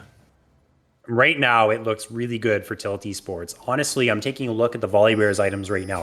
Flicker Bait completed, fully stacked Rod of Ages is very much in the lead over the Wukong, almost has a whole item in the lead. They're now just starting up this Baron, and side of Omega Fever, they know about it. They're teleporting in. They're trying to take down the Zillion. He's going to use the Chrono Shift though, so this will not be available for Omega Fever. Glacial Fisher was committed. Stubby, Evil Zara, Debay are here, but where is the Wukong? Can he get inside the pit? Can he look for the steal? Evil Zara's taken down the Braum, but the Volley Bear will find the smite. Rat Queen Delilah going to be the savior for the team in this very tense situation, but the shutdowns are going the way of Omega Fever. Weatherneck is going to be next on the menu. The taunt will land. He's going to flash towards his tower, but the pursuit will continue, and it will be Debay to get that one. The Baron doesn't go their way, and very important for TES in that regard. That Baron helping out Omega a lot, shredding the resist and just chunking out the HP on the side of TES. So when that Sivir Zillion combo arrives to chase you down, it is pretty brutal. But nice patience from Rat Queen Delilah to get the smite and secure the Baron, so they have something to play with even after they lost those members. And I don't think TES knew it, but the Wukong was actually bought when they started, and they might have had a chance to just force the Baron, take it very fast before he had a chance to show up and threaten the smite. But if you don't see him, you don't know that. And the prospect of a teamfight breaking out with all these tools that Omega has is definitely enough to make you hesitate. The call-in didn't get a ton of value from Glacial Fisher either in that fight. The initial pick from Albino Sunbear that he found on the Naysayer was close to bringing down the Zillion, but he went into the Chrono Shift. They didn't quite have the damage. It looked like Kakalin tried to finish it off with that ultimate, but the fact that they didn't have that meant that it was easier for Sailor and the rest of Omega Fever to get inside of the pit and to knock down a couple members and end up winning that fight. So that ended up being a really crucial portion of that fight. And now the Baron is in the hands of a couple members here of Tilt Esports. Let's see what they can do with it, as now they're looking here for Naysayer, who flashes away. Charm goes wide. Spell Shield is going to absorb the Enchanted Crystal Arrow, and Omega Gaming Fever are going to walk free in the mid lane. It's so hard to land these key skill shots onto the Zillion because he is so fast. It's not an easy pick target. The Charm, you've got to land, or the Enchanted Crystal Arrow, but both of them get juked away from, eaten up by the Spell Shield, and now there might be a They're going into this play, but this is 4 versus 3 right now. I'm not sure about this one here from Omega Fever. They get in with the Stand United, though. They're into the back line. KTL is in trouble, but Albino Sunbear is completely untouched. Chrono Shift is going to save the life of the Zillion. Sailor gets out. Evil Zara will execute the Braum with the Primordial Burst, but Weatherneck is here on the flank, and that's 3 dead from the side of Omega Fever. It will be the Ornn to be the hero. Debay will not be able to get anything. The Shen, not anything either. KTL survives until T-Sports siege down the mid lane. It all comes together for Tilt Esports, and they've still got this Baron buff to look to knock down at least one turret. Spirit Rush forward too, but not quite going to land the Charm. We'll see if they can get this next tower as well. Tilt Esports feeling more like themselves in Game 2. That's what we were talking about, and they are bringing out a pretty emphatic win of their own. Maybe not so much so in the kill department, but these last few plays, especially that one, it was misplaced confidence from Omega Fever. They felt like they were in a position where they could fight and they could find a winning play, but they really just aren't at that point yet, Potatoes, where they're strong enough to fight. They're still waiting on a couple key spikes for both of their carries. And Naysayer had to use the Zillion ult on themselves, which means, it's never really how you want things to go when you're in the Zillion. Ideally, you're able to get it down onto maybe the Wukong, diving into the enemy backline, or use it to keep your carries alive, but instead, yeah, being forced to blow it on yourself is, always feels bad. I expect Omega to give up this Drake. I feel like it'd be crazy if they end up trying to fight this. I don't feel like they have what it takes, enough in the tank to win them this fight. Let's see how it goes, though. Call of the Forge God's going to run through. Big Cyclone onto 3. This is a good engage here from Omega Fever. The question is, do they have the damage to win it out? The kill onto the Ash. Evil Zara's Primordial Burst will bring that one down. Sailor trying to get the kill onto Albino Sunbear, but it just won't be enough. Look at Debay, though. He is doing so much damage on the Sivir. Can he get away from the backline dive? He can. Flash away is good. Weatherneck is still alive. The bear will drop, though. Teleport rolling through. This is going to be Stubby joining the play. Wait a second. What had happened with Albino Sunbear? Was he paying attention? Was it a DC? I don't know what happened, but he was standing on that teleport, and that's a 1K bounty now. That goes the way of Omega Gaming Fever. Potatoes, we are witnessing the comeback play. I doubted them, but they proved me wrong, and they win the fight. The Cyclone was massive for Sailor. They're hitting onto 3 or 4 members, Zillion bombs to follow it up, and notably, KTL just gets locked down by the combination of that knockup into the taunt from the Shen. So Omega finds the exact targets that they need to, and a little bonus at the end with Albino Sunbear maybe watching the fight, maybe watching the shop, not really sure, but this is that TP happening right on his head and gives over a ton of gold to the Shen. This is sole point now for Omega Gaming Fever. I was almost certain, Potatoes, that this game was done deal. Like, the letter was mailed, done and dusted. Tilt Esports were going to bring this one out. They still have a big lead, though. They have Rabadon's death cap completed on their Ahri. That is a ton of damage. Rabadon's is almost done for Evil Zara as well, who has been quietly scaling up and up, getting very close to the same level of gold as Albino Sunbear as well. So a huge amount of power is now in OGF's favor. They are on soul point. They have the tools in their inventory now, in their toolbox, to bring us to a game number 3 while they have a 2-0 advantage. Let's see what Tilt Esports can do now to bounce back and protect this lead that they have. Baron's up in 20 seconds, and Tilt Esports has a lot of vision in the area. We'll see if they can capitalize on that to look to, sneak the Baron or start it up, bait it. They've got some options, but the Shen is down bot with Stand United, and that's such an important way for them to, play these fights. See if they can, find a shield onto a key target engaging, which might just be Sailor looking for Albino Sunbear on the top side here. Fortunately, backs off, though, so will not be in any type of trouble.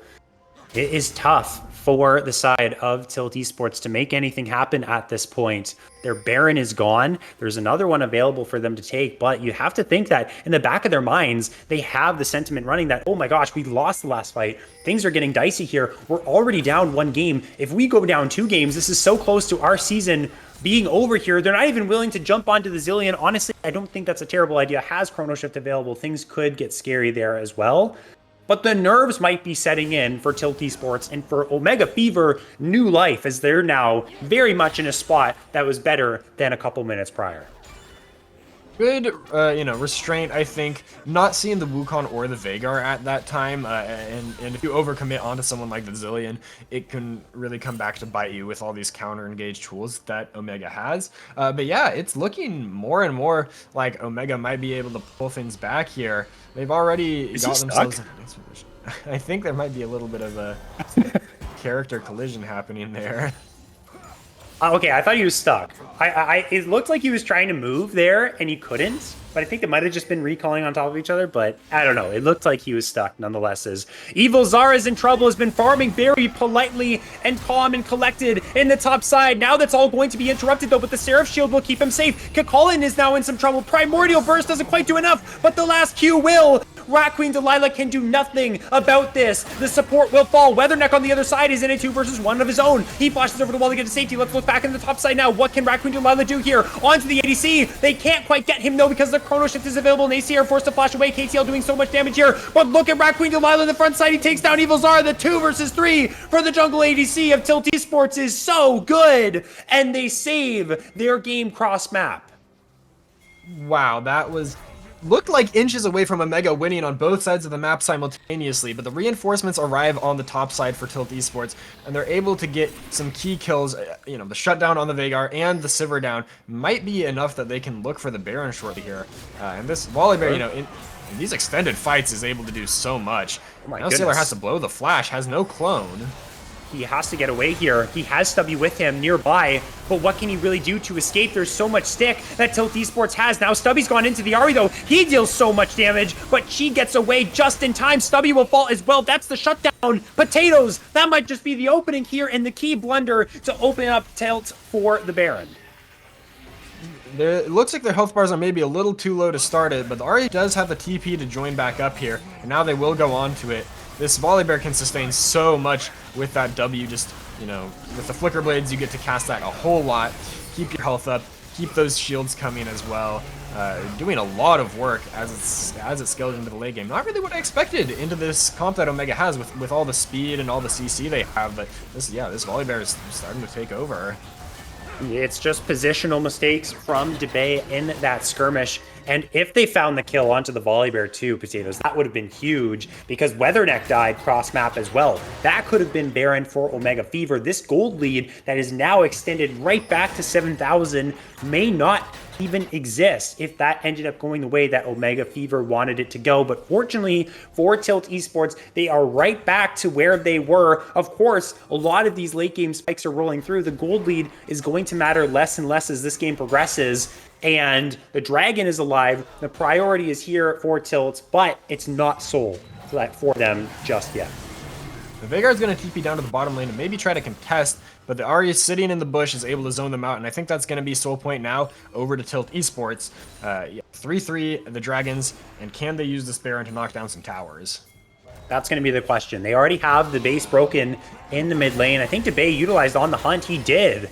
So they get that ultimate off of the Sivir at the very least. It was the threat of maybe a flash or Stormbringer used, and it was Debay that did not want to get caught out, but Albino Sunbear able to knock down the tier 2 in the bot side for the free here, and now they're pushing up towards these inhibitor towers. 7-1 on the Ahri. Albino Sunbear, outside of that one blunder in the brush, has been really in control of this game, I think, as Tilt Esports looking to take the mid inhib and maybe the bot as well shortly. But the Shen split pushing on the top side might be able to get this inner turret and still join any fight that happens with the Stand United. They have to be careful, though. The die potential is always there. Double bomb connects. Sailors on a flank. They're looking for Naysayer. Spirit Rush was committed, though. That's 2 charges. Onto KTL is Sailor, but do they have any follow-up? Stand United comes through as well. The shutdown goes to B. This could be the fight here for Omega Fever to save their game. Sailor is going to drop. Does have the Chrono Shift up, but they're waiting it out. Is he going to fall here? Weatherneck is still alive. Now he finally falls, but Stubby's in the back line. This Shen is doing so much, but on the backside, Rat Queen Delilah is wrecking the back line here for Tilt Esports as well. It's a tale of 2 very strong tanks right now, but now with the Braum here, Rat Queen Delilah is 1 versus 9 in this game. This Volibear is doing absolutely everything, does not want to go down 2-0 in this game. We've seen so many Volibear games from this player, and now I understand why. Yeah, Rat Queen Delilah says, I don't need carries, I can do it all myself. Eventually should be getting the kill onto this Shen. Now 7-3 on the Volibear. And that fight, started out how Omega wants it to go. You find the engage on a flank with the Wukong. Shen uses the Stand United to keep the Wukong alive and follow up with a taunt. And the Zillion ult brings Wukong back to life. And yet, in the end, it's still a neutral trade, I think. 2 for 2 at the end of it all. 2 inhibs now down for the side of Omega. Tilt Esports going to be looking to knock down the top turret next maybe, or just walk in and pressure those Nexus turrets. But there's a lot of wave clear on the side of Omega. You got to be careful that these inhibs aren't just funneling more and more money into the carries of the Veigar and the Sivir, who can just evaporate those waves with all the tools they've got. That's absolutely what is happening right now. And the pressure is not being applied from Tilt Esports. So for the moment, Omega Fever, they have some time of their own to just clear out these waves, get a little bit more for themselves, looking towards Infinity Edge is Debay. That is the next big spike for this player. Going to be doing so much more damage with that in his hands. But take a look at the Volibear and the Braum here, looking for a potential flank.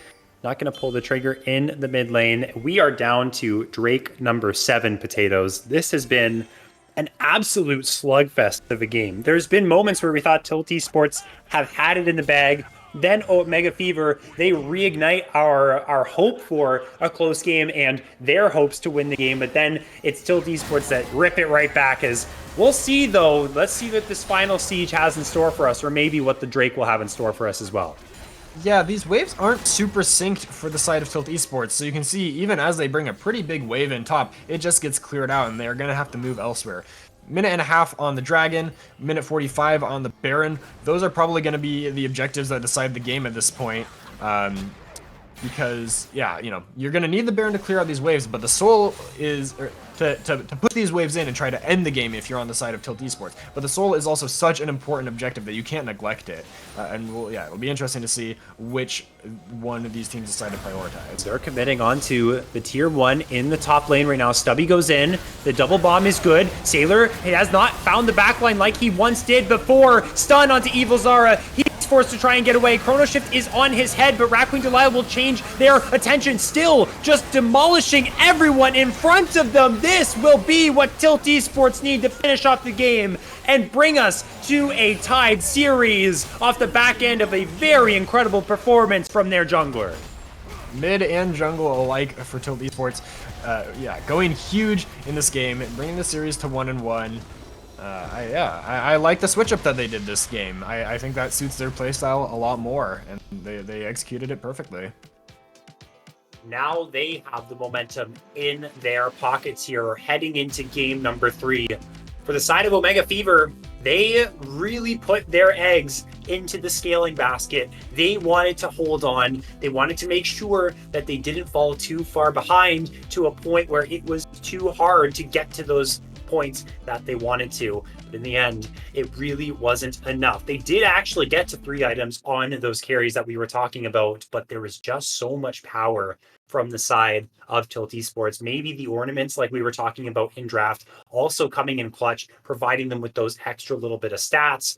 And we have to talk about that Volibear going crazy in the backside as well. Don't give this guy Volibear. I think this is something that Omega Fever have to think about. And, you know, another caster who comes onto the Conqueror stream often, Swifty, he loves Volibear too. So I've gotten to witness this plenty of times. If you get to the right number of items on that character, you can tank up forever, deal out tons of damage, stick onto the enemy carries, and be a massive problem like Delilah was in this game. Absolutely. And they're going to be happy with bringing out that game to victory because now we're knotted up. Now things are getting spicy here. Who's going to take the swing game? Who is going to put their opponent's backs against the wall? That is what is coming up next when we bring game number 3. Don't go anywhere. This series is heating right on up. I've been all around the globe trying to protect your soul. We are heroes tonight. We will fly above the sky. We are heroes tonight. Yeah. We are heroes tonight. We will fly above the sky. We are heroes tonight.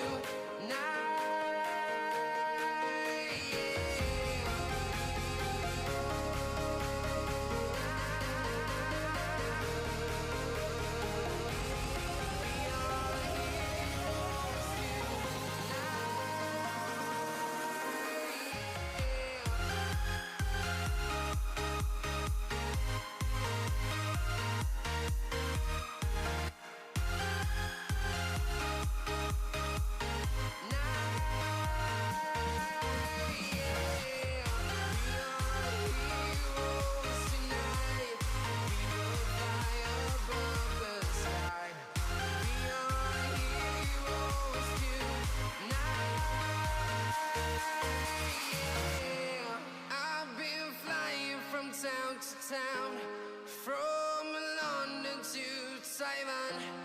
I've been all around the globe trying to protect your soul.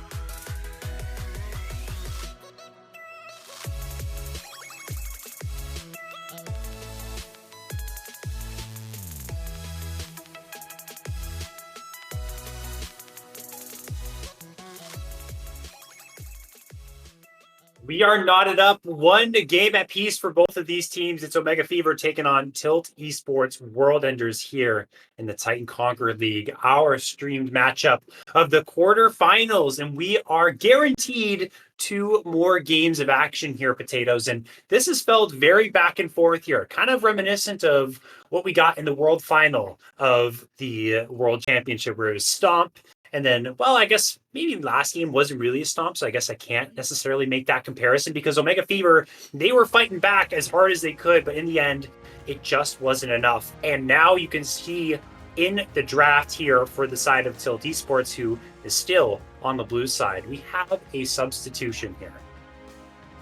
Yeah, that's Say10 going to be subbing in for Rat Queen Delilah. I saw in the chat there might have been an internet issue contributing to that.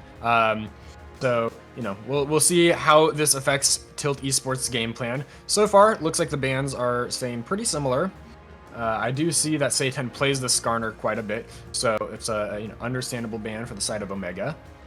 Yes, they are doing their homework, and they know about the potential substitutions of Tilt Esports, taking that one away. Still going to stick with the Seraphine ban. I wonder if the Corki ban will follow as well. Let's see if maybe Ash makes it through into any of these ban phases. If not, I think KTL should just grab that Ash for himself on the B1 pick. Weatherneck should pick that up here for Tilt Esports. I think it's probably the best blind pick bot lane for competitive right now. You have so many options with this pick. This is what I want to see from Tilt Esports, is the Ash to be picked up, and they're going to go straight for it. Now, Corki is open for Omega Fever, and that's something that they might have the option of taking into the middle lane here. They've been banning it out in the previous games this series, but yeah, we'll see if they decide to answer with that. No, okay, they're going to go with the Jinx instead. And, you know, they could still grab a Corki mid lane, but double ADC, not sure if that's how they're feeling. Okay, so Debay, big Ash player, big Jinx player as well. Naysayer going to grab the Braum, probably just to deny the Braum-Ash combination from Tilt Esports. So in response, it might be ill-advised to go for something that's super heavy engage in the bot lane. Maybe they just want it anyways for outside of lane. They're going to grab the Zac, I would assume. This might go in the hands. I think someone actually was a Zac top player. Let me go check this out here. It is Weatherneck, who does like the Zac top. So this could just be a top lane Zac, and they're just going to roll with the Nautilus anyways. It's engage all day for TES. The Braum is going to do a lot of work into that engage. If they can get good value out of the Glacial Fissure, and now the Shockwave that this Orianna pick is offering them, they can, you know, turn around any engage that happens onto them. But once again, TES grabbing a lot of playmaking potential in their early draft. Now, they might need some more damage to round it out. We'll see what kind of shape that takes in the next phase. They did get the Orianna for Evil Zara. Xin Zhao taken away from Sailor. I'm also looking at ball delivery systems here for Sailor. Is likely just going to be that prime delivery of the ball to the backline of Tilt Esports. I'm looking at picks like maybe something like Jarvan. He has played Jarvan before, so I want to look to see if it's something like that. Nocturne is taken away as well. Maybe Vi, if they're feeling it, if they want to get onto the Ashe that easily, because there won't be a ton of backline safety for the side of Tilt Esports thus far in their draft. And they're actually going to grab the Ornn as an answer into the Zac. Now, the Zac could be flexed down to the jungle, but I do think it's most likely going over to Weatherneck. It's not exactly a ball delivery system, the Ornn, but it is a good wombo. And now they're picking up the Mundo, as what is probably an answer into the Ornn. He likes to stack up the health and just get to throwing those cleavers and can bully around those tanks later in the game. My gosh, the marksman player in me is looking at this Tilt Esports team and thinking Vayne. But they've already picked the Jinx. Jinx as well, though, can do so well into these compositions if she's safe. Shyvana is going to be the answer. Wow, okay. For Sailor, I want to make a point about this player, and honestly, I'll make this point about a lot of different players on Omega. They have played Stubby, Sailor, and Naysayer. Between each of them, 10 unique champions in Titan Conqueror. They have a champion ocean here, and Shyvana, one of the picks I thought to myself definitely wasn't going to be pulled out here. It is nerfed though as well on patch 14.23, which is the live patch. And double AP with the Orianna and the Shyvana, assuming this is the AP route, it might be difficult into how frontline oriented Tilt Esports are, Potatoes. The front line for TES is going to be looking to absorb a lot of this poke front that Omega is having. I got to assume that the Shyvana is going AP, going to be throwing out those E's, and yeah, hopefully the Mundo, Zac, and Nautilus can protect their carries from those. Likewise, Jinx with the Zap and the Super Mega Death Rocket.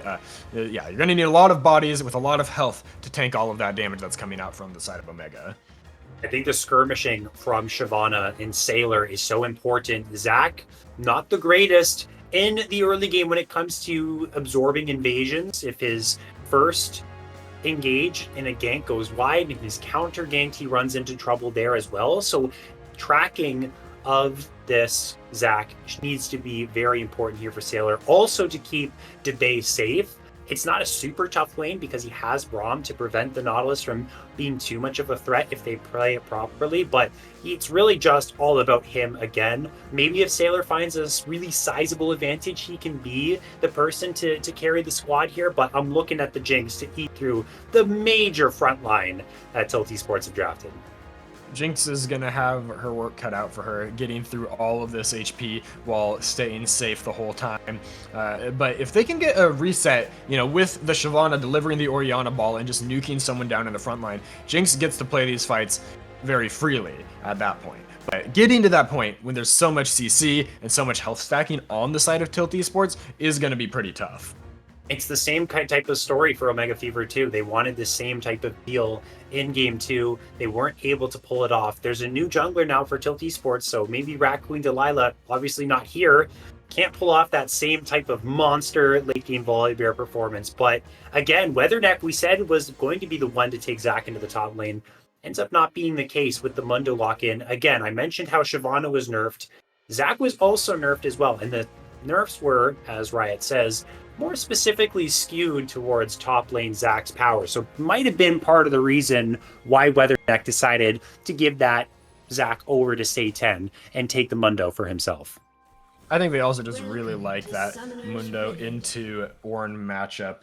Mundo getting to, get to those early items and become an unkillable monster is massive for them. And we're going to see, they're stacked in the bush here. I don't know if they were spotted. They're going for Evil Zara.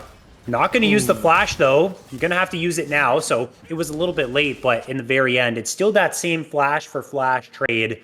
And the question is, can Say 10 actually end up punishing this? Because it's going to be really hard for the Veigar to actually be able to get some type of solo kill pressure, even on a flashless Orianna, I have to think.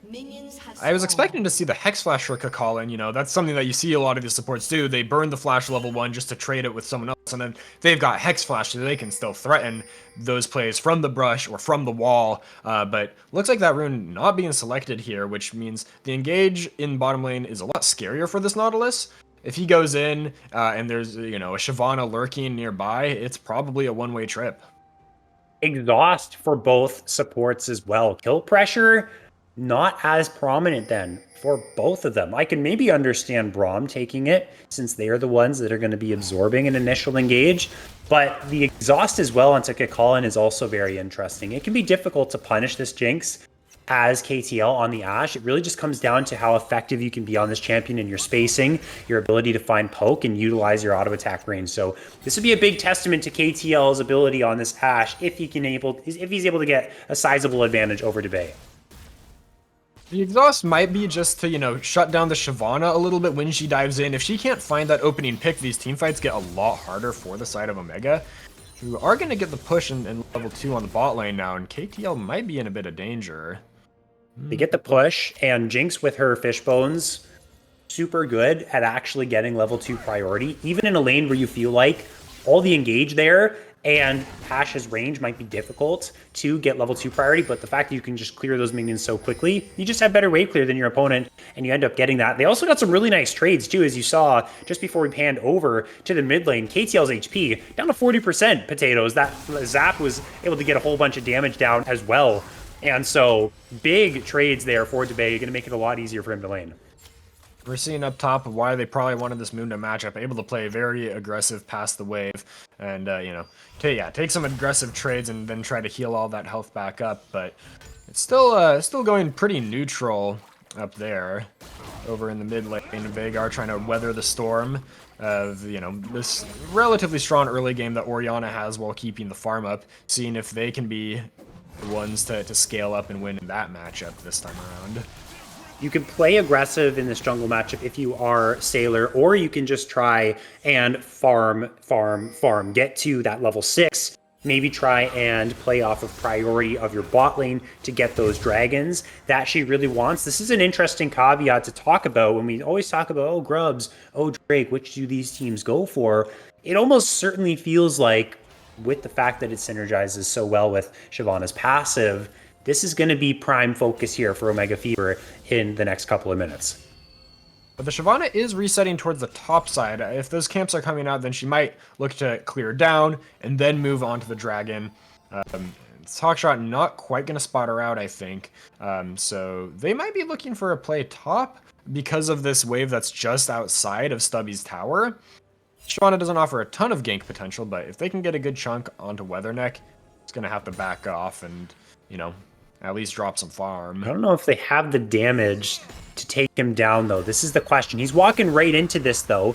Has the CC immunity here, so the Searing Charge will not knock him up. That next auto attack will, though. They end up bringing him down. Potatoes, I didn't even realize he didn't have Flash. The Ghost is the summoner spell choice. No Flash there means they end up having enough to close the gap there. And I think if the Ghost was used earlier, it would have been enough, because if you can just avoid getting hit by that Ornn combo in the first place, it's all fine. But once the knockup comes through and the Flash W, the Brittle proc is successful and the kill comes through. It's just a little bit greedy on holding the Summoner spell, I think, and now this matchup might get a lot harder for the Mundo. It's definitely going to get a little bit more difficult. Thankfully for him, at least, the kill did go to Shyvana, but in terms of the entirety of the game as a whole, you'd probably rather that kill go to Ornn, as Shyvana, like you said, can be that premier carry and can be the one to win the whole game for the team instead of the Jinx, if you get enough kills online. If you can get these Drakes, which they're walking towards right now. Yeah, Shyvana, if she gets ahead, can really warp how you have to play the game. You have to be scared of every bush. Going in, though, is Say 10. They're going on to Evil Zara. The cage actually won't connect, though, so no stuns roll on through. But here's KTL, going to drop a little bit of auto attacks onto Evil Zara, force them back. There's also a fight breaking out here on the bot side of the River Kakalin in a 2 versus 1 against Debay and Naysayer. Now jumping onto this Nautilus is the side of Omega Fever, but he will flash away. Elastic Slingshot from Say 10 brings him into the fight. He will bring in 2. The Dredge Line not going to connect, though. So low is Naysayer. They're trying to pursue him, but where is Albino Sunbear? There he is. He's being chased by Sailor. Stubby's also teleported into the play as well. Look at the HP bars, Potatoes. They're so low, and it's 2 kills to the Jinx. Potentially make it 3, but I think Say 10 has the passive. But 4-0 Omega Gaming Fever. They are rolling in this one. Oh, the target focus is all over the place for Tilt Esports. Bunch of different players hitting a bunch of different champions, and you see the result is that there's a lot of low health bars, but no kills found. And now you have a 2-0 Shyvana and a 2-0 Jinx on the side of Omega, with nothing really traded back. So that is going to dictate a lot of how this game goes. 2,500 gold now the lead for the side of Omega.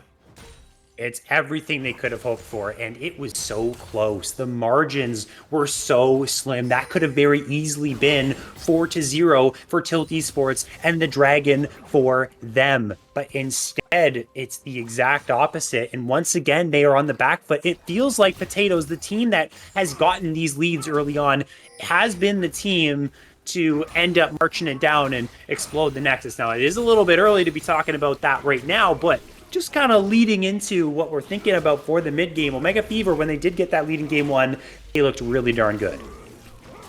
Indeed they did. Now, Satan is going to get the grubs here. Despite that fight going pretty disastrously for the side of Tilt Esports, they still are going to get some objectives. Shyvana opting to go back and purchase instead. And actually, now that I'm seeing it, oh, that's going to be the Shojin. Never mind.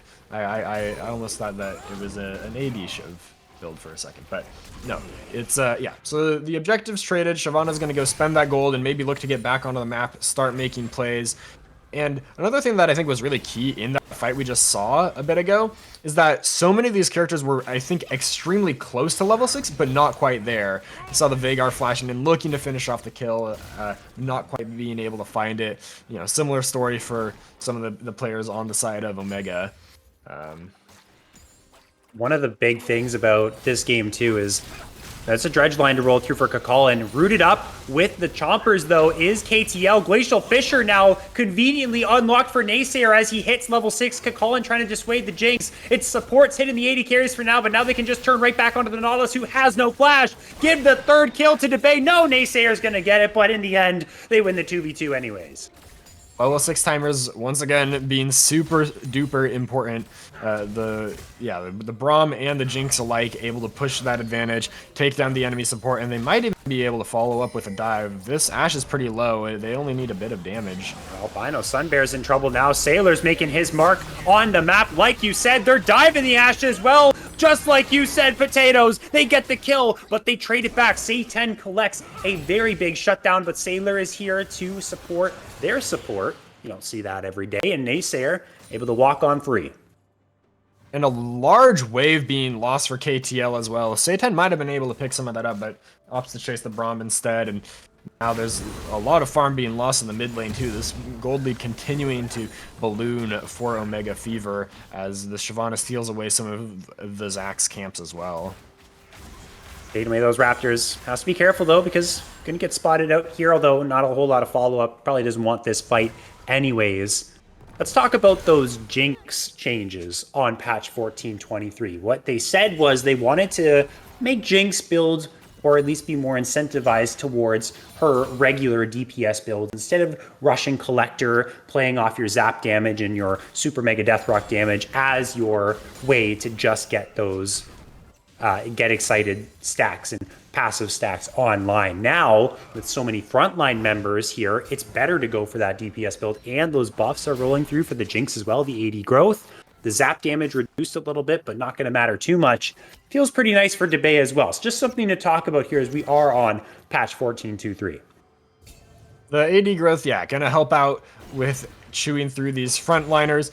This Jinx is 2-1 right now, probably getting quite close to that first item, which probably going to be the Kraken Slayer, helping to chunk those tanks out even more. And yeah, this game is setting up to be, you know, exactly how Omega wanted it to go, with both of their carries being extremely strong at this point.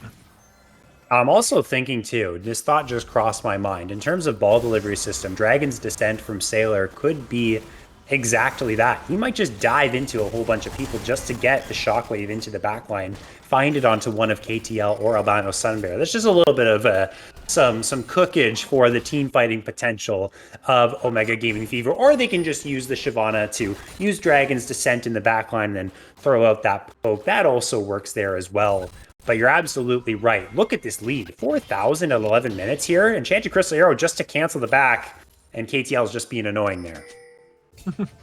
Funny use of the ult. I mean, you know, stopping backs can get value, but the support's not in the area for KTL, which could open up the threat of a dive. And they're not able to get anything on the top side either. They might trade Grubs for Dragon now, but Omega will be more than happy to get that second Dragon, keep this Shyvana scaling, and yeah, let her dive in with the ult. You know, if they get the Dragon's Descent into the Shockwave, into the Dragon's Breath, it is over for whoever that hits. Looks like you're a goner, my friend. Goodbye. The Super Mega Death Rocket goes wide, but wait, the Glacial Fissure goes wide as well. It's going to take a little bit longer to kill him. Thankfully, Sailor is going to be able to grab that one for themselves. And absolutely, I agree. Potatoes, you know, 6 grubs. Oh, fantastic. That goes to Tilt Esports. But you're so far behind. Are you really going to be able to utilize these to the full effectiveness? No. Omega Fever is just going to say thanks for the 2 Drakes. Our Shyvana is getting stronger and stronger. We are going to be the ones at your doorstep, and you're not really going to be able to utilize this buff that you've collected. Big CS leads now in the bottom lane. 37 CS for the Jinx, and the Orianna is also collecting a bit of a lead in the early game. So, you gotta wonder maybe if Tilt Esports has over-indexed into scaling a little bit themselves this game with something like the Veigar. I thought that the Ahri was really potent for them last game, being able to make plays in the early and mid game, and now it's looking like they're not able to take advantage of what the Veigar has to offer. But things could change as the game goes later. That is a really strong scaling pick they have if he can continue to get farm safely. That's just going to be tough now that this Shyvana is so fed.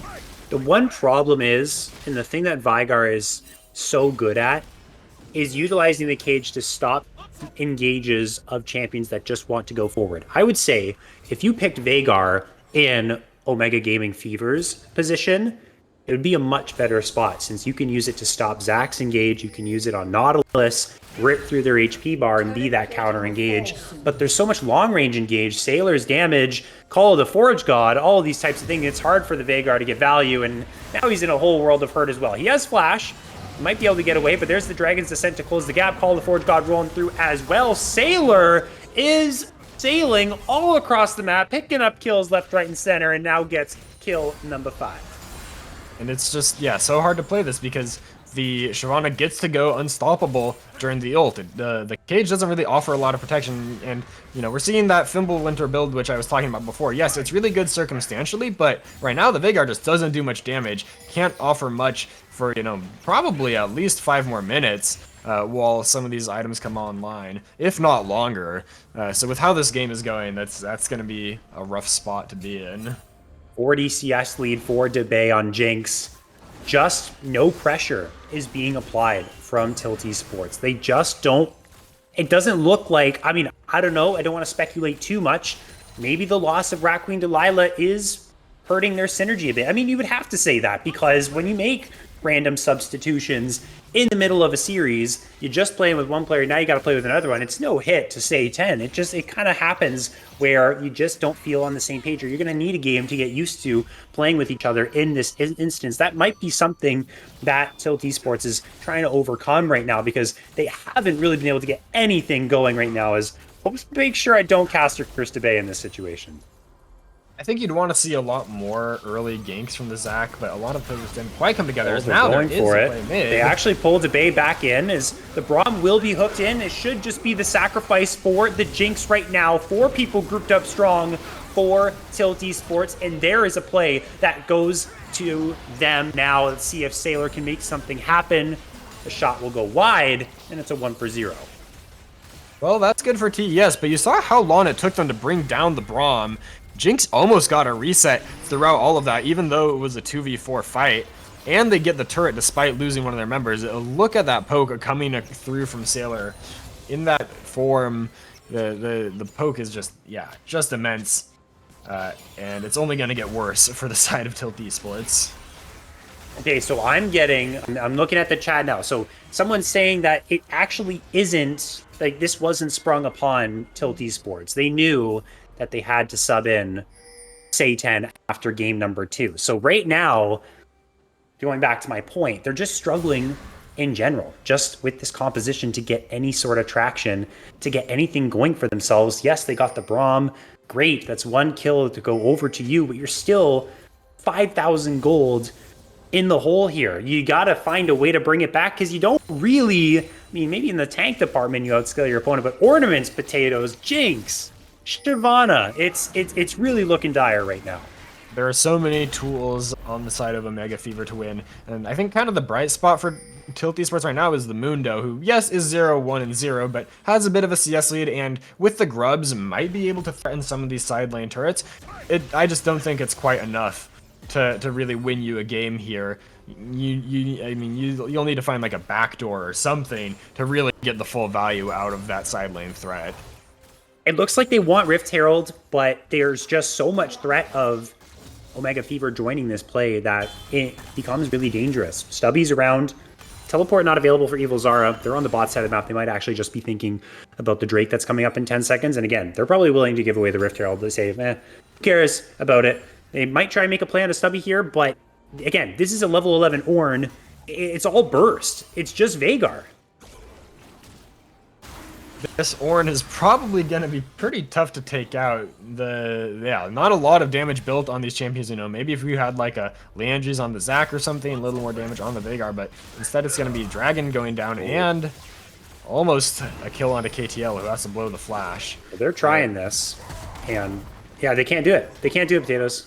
They just don't have the damage to take it out, and they're losing their tier 2. Sailor's taking down Weatherneck, who has a good chunk of healing, though. No healing reduction on Sailor's side, so the Mundo should just be able to walk that one away. And off screen, KTL will fall in the mid lane, and the rest of Satan and Kakalin have to run back to try and defend their base. Things go from bad to worse for TES as their objectives continue to crumble. Their players are falling across the map, and the gold lead is massive, gonna explode up to almost 10,000. We're at 9K now, 18 minutes into the game. That's 500 gold per minute is a pretty sizable amount. Yeah, it's 10,000 gold very soon. And Rift Herald's still on the cards. They could just walk up and grab this. They could maybe use Shelly to crack some inhibitor towers if they really wanted to. So honestly, I think that would be a smart pickup for Omega Gaming Fever. There's still some time to grab it. Minute 20 left.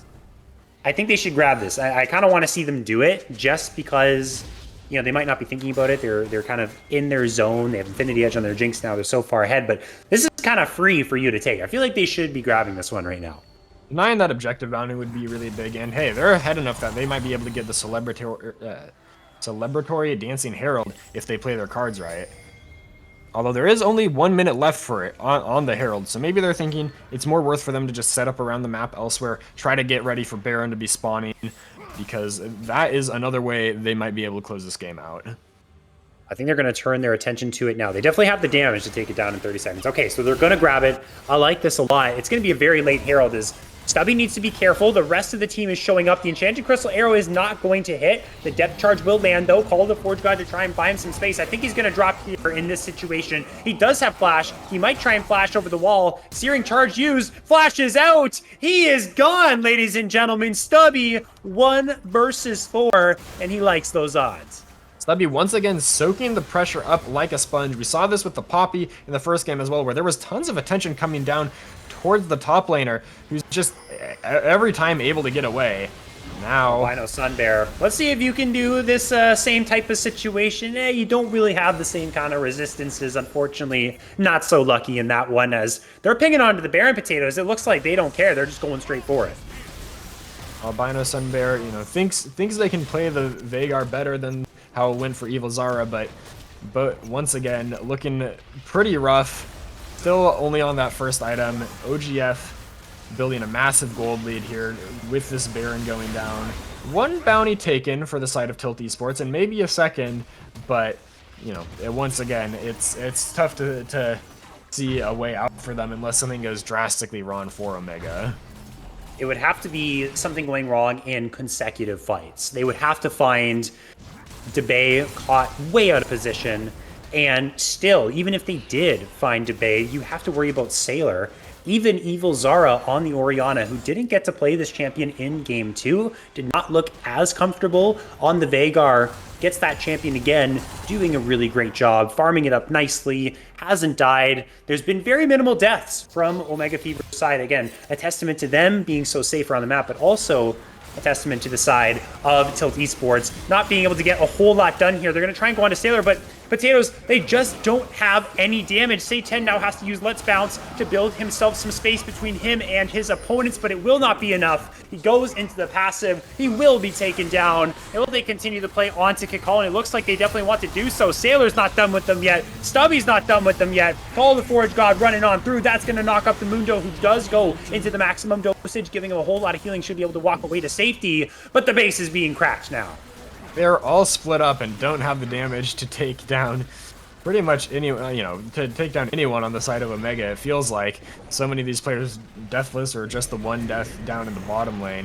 They're going to invest a TP now, try to end the game. They're going to try and end the game. And you talked about that celebrity appearance here, the Dancing Shelly. Give us the Dancing Shelly, man. Come on, we want to see it. 22 minutes in, Omega Gaming Fever just end the game like that with the Dancing Shelly. Talk about dominance. Well, you just saw it on full display right there.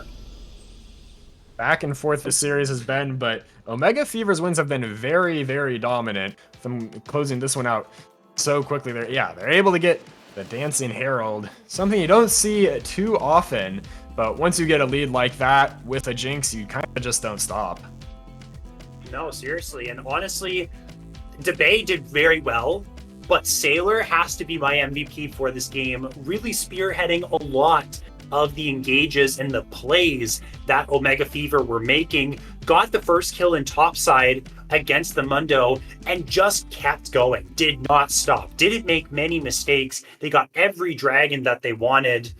And I'll just circle back to a very glaring issue I found with Tilt Esports in that game was, and I mentioned it so many times, I feel like a broken record talking about it so much, but they just they didn't have any playmaking potential. They had playmaking potential, but they weren't able to exercise it, is what I'm trying to say. It just felt like they didn't know what to do.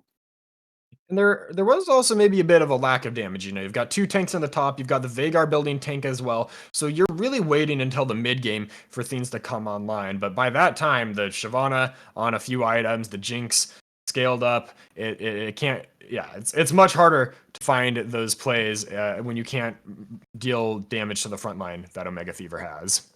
So this develops our story in this best of 5 now. It is Tilt Esports who are looking very shaky heading into a game number 4, backs against the wall. Omega Fever, both of their wins have been absolute stomps, and they have looked nothing but near perfection in those games. They're going to try and replicate that success to find themselves in a semifinals berth here in the Titan Conqueror League. But will Tilt end up coming back like they did after game number 1 and the loss that they suffered? That is something that we're going to have to find out. So stay tuned. We'll be back with game number 4.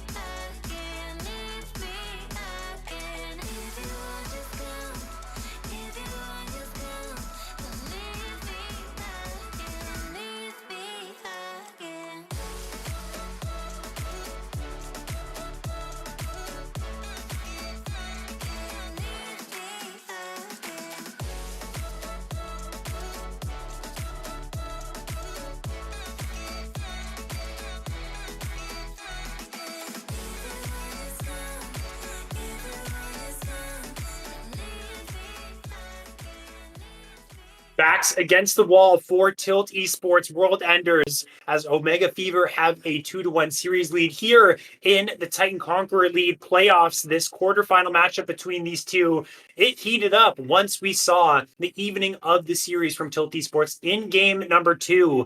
But the strike back from Omega Fever was vicious, an absolute annihilation of a game in game number 3. Now, my question is, Potatoes, can Tilt bounce back after such a huge blow?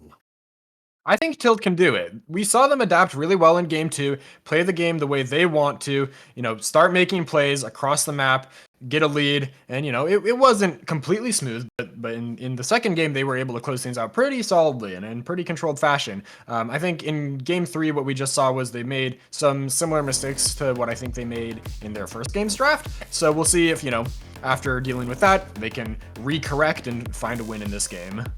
That Shyvana, honestly, for Sailor, it was so good. In combination with a lot of the criticisms we had about Tilt Esports draft, where they didn't have a lot of damage, and they also picked a scaling mid, so they had damage maybe later on, but they couldn't quite get to that point. It made it so much easier for Sailor to operate around the map, make the plays that they wanted to make without really being punished too heavily for it. So if we talk about Omega Fever's side of things, if they can get a similar situation where Sailors on another carry can just run the map like they did in game 3, then absolutely go for that. As we see finally in this series, these teams have swapped sides. Gotta wonder if TES has some sort of counter pick planned, because last game the Shyvana last pick, you don't see jungler picked last that often, but it offered a ton of value for the side of Omega.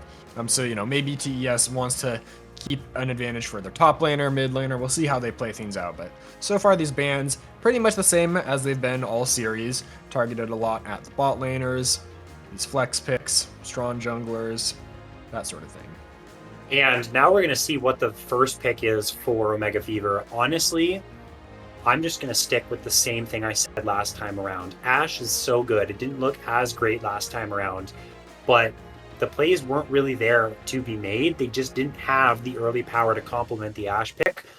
I think they should lock it here. Debay loves this champion. KTL's been playing it a lot in this series. It'd be a good takeaway. They just go for it here. I think that makes perfect sense. Contested priority pick all series long. Ashe is picked up. We'll see what TES answers with, but I have to agree that playmaking potential so far has been the name of the game. And there's the Ahri for Albino Sunbear. Really solid blind. We saw how powerful it could be in game number 2. I think sticking to that sort of game plan is really good for them because Ahri can fit into a pretty wide variety of drafts.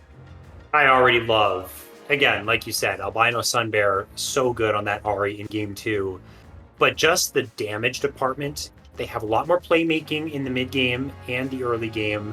They have the Wukong who can be a playmaker as well and actually deal that damage that they need. So I'm loving the draft thus far. Evil Zara gets the Orianna, and Sailor will end up opting once again for that Xin Zhao. And it felt like he had a really good time into the Graves. Now, will he have that same kind of success into someone who can duel really well like the Wukong?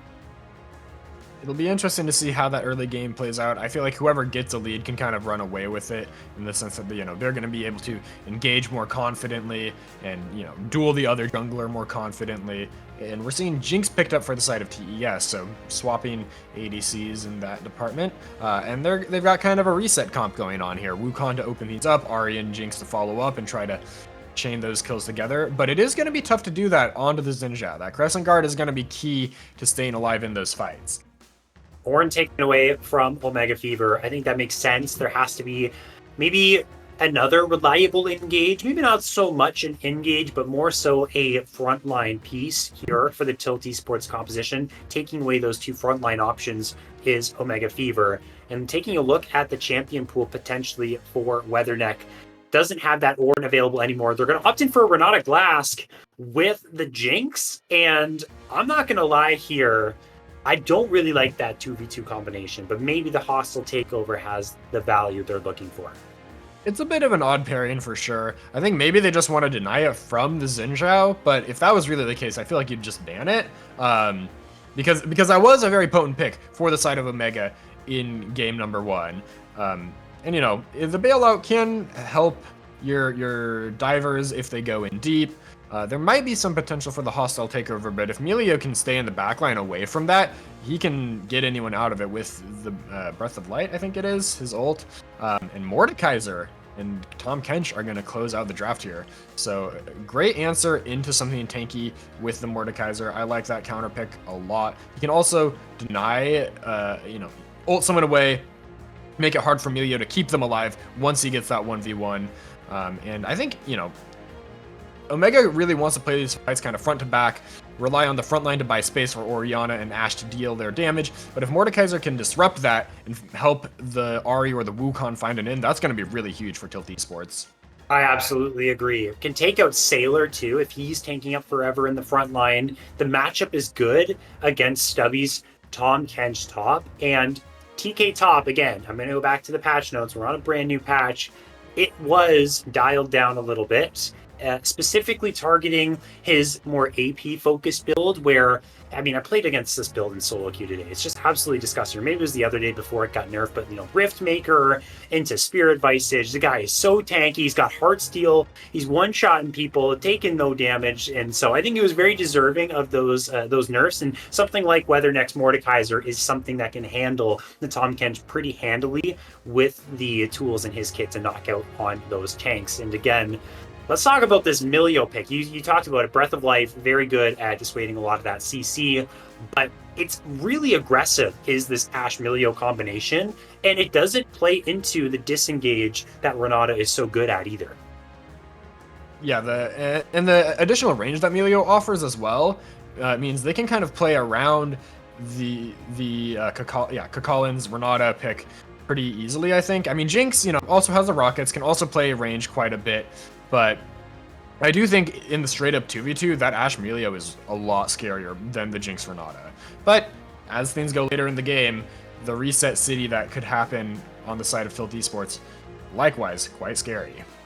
It absolutely is. Again, we got to think about Albino Sun Bear. So good. So potent was the word you used, Potatoes, in that matchup in game 2 on the Ahri. We talked about it in game 3. That crucial piece, that extra bit of oomph that they needed in the early game was missing. Now they have it again, and it's going to be important to get the Ahri online early on. That can bridge the time between when Jinx is ramping up and when Ahri is super strong, so that they can just transition those win conditions very nicely. I think overall, here in game number 4, Tilt Esports World Enders backs against the wall here in Titan Conqueror League. They have a much better champion composition that they did in that game number 3, and are looking to knot us up and send us to Silver Scrapes. Okay, so the team's taking pretty even positions around the map, just watching to see if anyone oversteps. And there might be a bit of an invade towards the top side just to secure some vision on the side of Omega. So Weatherneck's going to see that and, gets a little indecisive, actually. Hits the tongue whip. This could be, again, no flash. This is Ghost. Mordekaiser. Okay, so not able to find a knockup. Again, it was the audacious charge taken by Sailor, so they can't close the gap. He's going to be able to cancel his recall, though, with his tongue whip. Yeah, if they can stop this back, that's actually going to make a significant difference to how the start of this lane goes. But Stubby's going to have to walk up and tank at least one turret shot to do it. Two turret shots now. Ew. And now the health is totally equalized. I don't know about that one. No, that was not the way to go. I foresaw that. But wait, he canceled the recall anyways, Weatherneck did. So I don't know. I guess he's not willing to commit the TP. Yeah, I think at that point it was a little late. And they're starting the lane at similar HP. I don't know if he wants to commit the TP just to come back to lane. If you burn the TP level 1 and then you get like 3 camped into a top gank, you'd be feeling pretty bad. Yeah, I know. Honestly, I used to be a top lane player. That would happen to me a couple times, and that's honestly just the most rage-inducing, tilt-inducing thing possible. You just want to leave the game at that point, and you're just like, oh my gosh. The lane's going to feel like hell immediately after this, and for the foreseeable future, of course, depending on the matchup. But yeah, exactly. They have the same amount of HP. I expect dominance, maybe, from Weatherneck in this lane. I feel like this is the exact reason why they played the Mordekaiser, was to shut down this Tahm Kench, who has been so powerful in patch 14.22. We'll see, though. Maybe those nerfs from Riot ended up being something that is going to bring the power level down quite significantly here. As double handshake, though, trading happening bot side. Pretty big. They're actually committing the exhaust. They're going to trace down Debay right now. The damage is huge. The good healing from Naysayer, but the trades from the Renata Jinx are superior. Massive trade, and we were saying in Champ Select that we thought the Ashe Melee would have the upper hand, but Kakalin plays it great, hiding in the bush, finding the handshake. Now, I think KTL didn't quite line up the zap with where that handshake ended up displacing the enemy, so if that landed, I think that would be at least 1, if not 2 kills, but they still do grab the flash from Debay. Weatherneck is in a whole lot of trouble. Wind becomes lightning. Flash. Sailor. It's the 3 camp into top that you were talking about, Potatoes. So very good thing he didn't utilize the teleport, because it's exactly how we envisioned it. But that wave is in a pretty bad state, and I actually think Sailor, if he wanted to, could stick around and try to provide some additional pressure. But he's going to opt to just go back, go down to those bottom camps, because they do see the Wukong down there. Yeah, that might have been an avenue to really shut down this Mordekaiser playing around where the wave is, but still, a big kill onto the jungler, and we've seen how Sailor can take over in these games, so Omega Fever gotta be feeling good about that. Yeah, very much so. I think it was the Sailor Xin Zhao in game 1 that was so good, and then Sailor in game 3 on the Shyvana, so this guy pivotal to the success of Omega Fever. Give him those kills, give him the opportunity to lead the team to success, and you're going to be feeling pretty good about yourself if you are Omega Fever, who do have that kill lead so early on. Bot lane, we saw a whole bunch of trades come through, and it is a 5 CS lead for Debay, but look at all the minions that KTL has yet to accumulate here, Potatoes. Their back timer is very suboptimal. They're going to lose that cannon wave. They're going to miss a lot of CS, and there's a chance that TES could also look for the dragon if KTL opted to push this, but instead they're going to just hold the wave, let a lot of those minions die. I think that's probably the more reliable play, honestly, at this point, is just, deny your opponent some farm, and then, you can always crash a wave a little later on. The Sailor might look top here, but he's sitting on a ward. So Weatherneck going to know that that's happening. I honestly... not sure about this game plan from Omega Fever. They're really prioritizing top lane right now, and the Jinx is having a pretty free time because of that. The handshake is going to be dodged away from. They're jumping onto Debay. The chompers don't land either. Going to be able to walk this one out. Very good that the fact that Debay was able to dodge away from all of those skills, because if one of those landed, especially the handshake, he was a goner. Nice footwork under pressure from Debay means they get to keep playing this bot lane, but they do get shoved in, and that should be the Ocean Drake going over to the side of Tilt Esports, with a potential top dive being traded for Omega as Sailor's clearing away these camps in the red side quadrant. I really don't want them to dive, guys. I don't think they do it. I really don't think they do it. It's so risky here. He just has a lot of HP. You guys don't have the best burst in the world. Yes, okay, so thankfully... I'm saying thankfully, I'm not necessarily cheering for Omega Fever. I'm just saying this is going to be disastrous, and I really don't want to see it go through, because I'm pretty sure I know how that was going to end up. Yeah, I think it would have been a rough time going for that dive. So good for them that they don't go for it. It's always a little painful watching it happen, regardless of who you may be rooting for. And now grubs are up. Drake was taken by Tilt Esports. And Satan is going to walk down towards those wolves, look to clear out more camps, get some more golds in. Shockwave used from Evil Zara in the mid lane to get that wave pushed in. Doesn't have teleport, though, so taking a reset right now might be detrimental, but at least Satan just decides, okay, give away these grubs, look to take away more camps from Sailor, and start to accrue a gold lead in the farm department that can kind of close that gap that Sailor was able to create with that kill he got topside. And Evil Zara is going to look to contest on these Raptors. I think Satan smited the big one away and is just going to let the little ones die.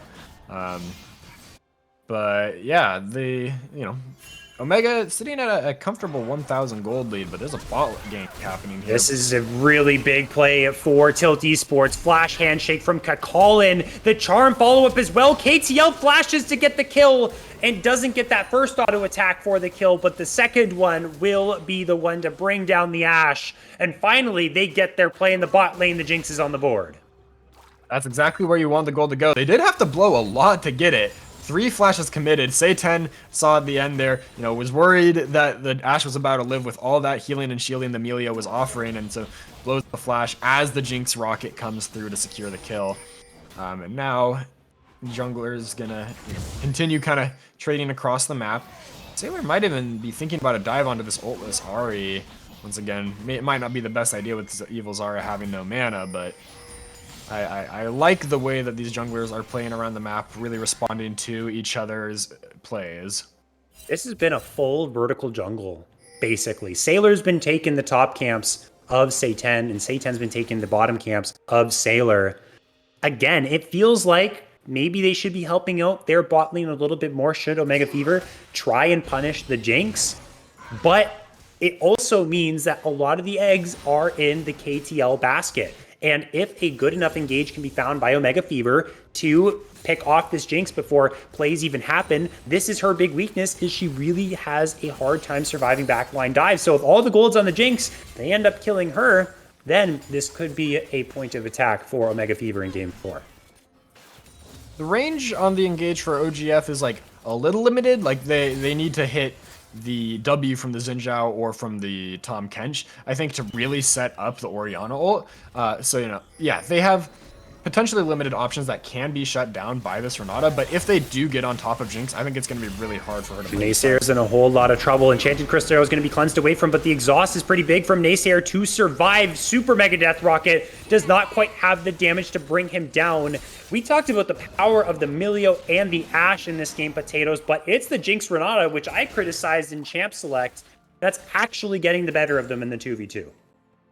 Yeah, every trade we've seen down bot has seemed like it's going the way of the Jinx. She almost got the kill with the ult, but was exhausted during it. Yeah, waiting a little, 1 or 2 seconds might have led to that being a kill once that damage reduction wears off, but still, Naysayer low, and actually... Zara's in trouble. Cyclone from Say10 almost found the solo kill onto Albino Sunbear, but the Wukong there to save the day, and Evil Zara will have to flash out and get to safety. Flash blown at the cost of 2 ults for the side of TES. Now it looks like Albino Sunbear is just going to wait under tower for this wave to come in that Evil Zara is trying to push. Waiting for that TP to come up so they can be back on the map at the same time.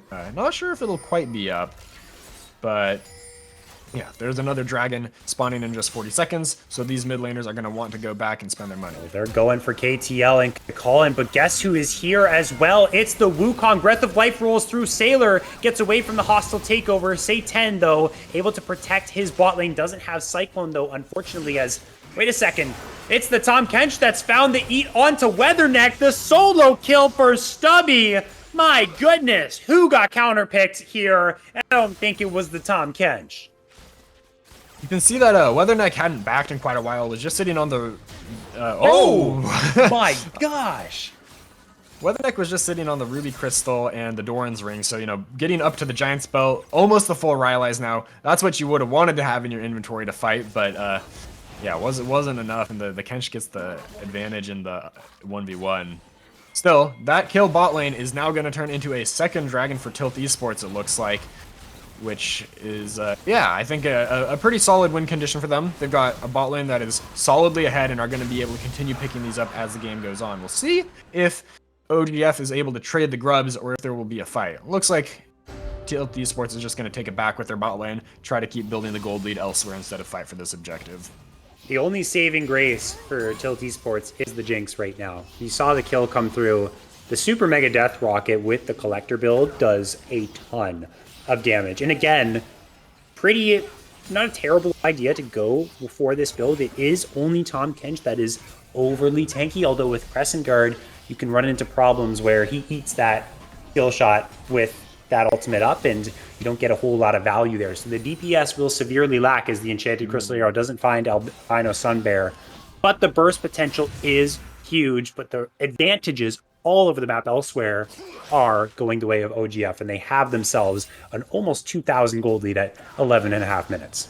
I want to shout out Naysayer with the Q for the Melio, the super ultra fire kick, I think. He's been landing a lot of those, crucially saving himself and Debay from ganks and these 2v2 plays. Yes, the bot lane for TES has been pretty dominant on the whole, but it would be going much, much worse for Omega if Naysayer weren't landing those skill shots. It's always such a frustrating thing if you're playing against Melio and the super mega fire kick just thwarts all your engages, and then he starts emoting on you, and all that rage builds up inside you. Maybe it's just me. Maybe I'm just an angry gamer. But let's pay attention to Say10, who's getting invaded inside of his jungle crescent guard, utilized by Sailor as well, and doesn't mitigate a whole bunch of damage. He's going to be sitting at full HP. Control over the jungle has been gained here by Omega Fever. No real counterpunch for Tilt Esports. The pop side for Omega is extremely strong. They're able to engage in the enemy jungle with full confidence, deal away that red buff, and continue trying to build this lead.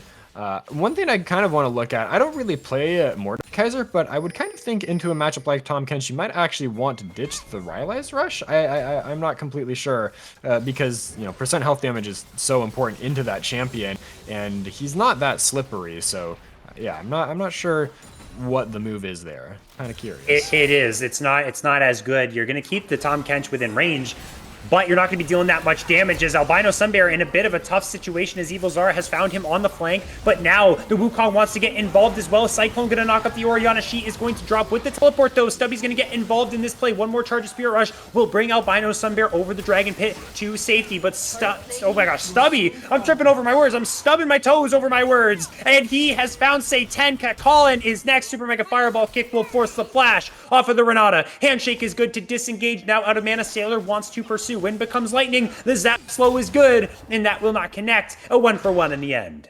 The Bay was getting kind of low there. I thought a zap might be able to secure a kill, but Jinx just a little too low on mana. And once again, the heal and shield power of this Melio so potent.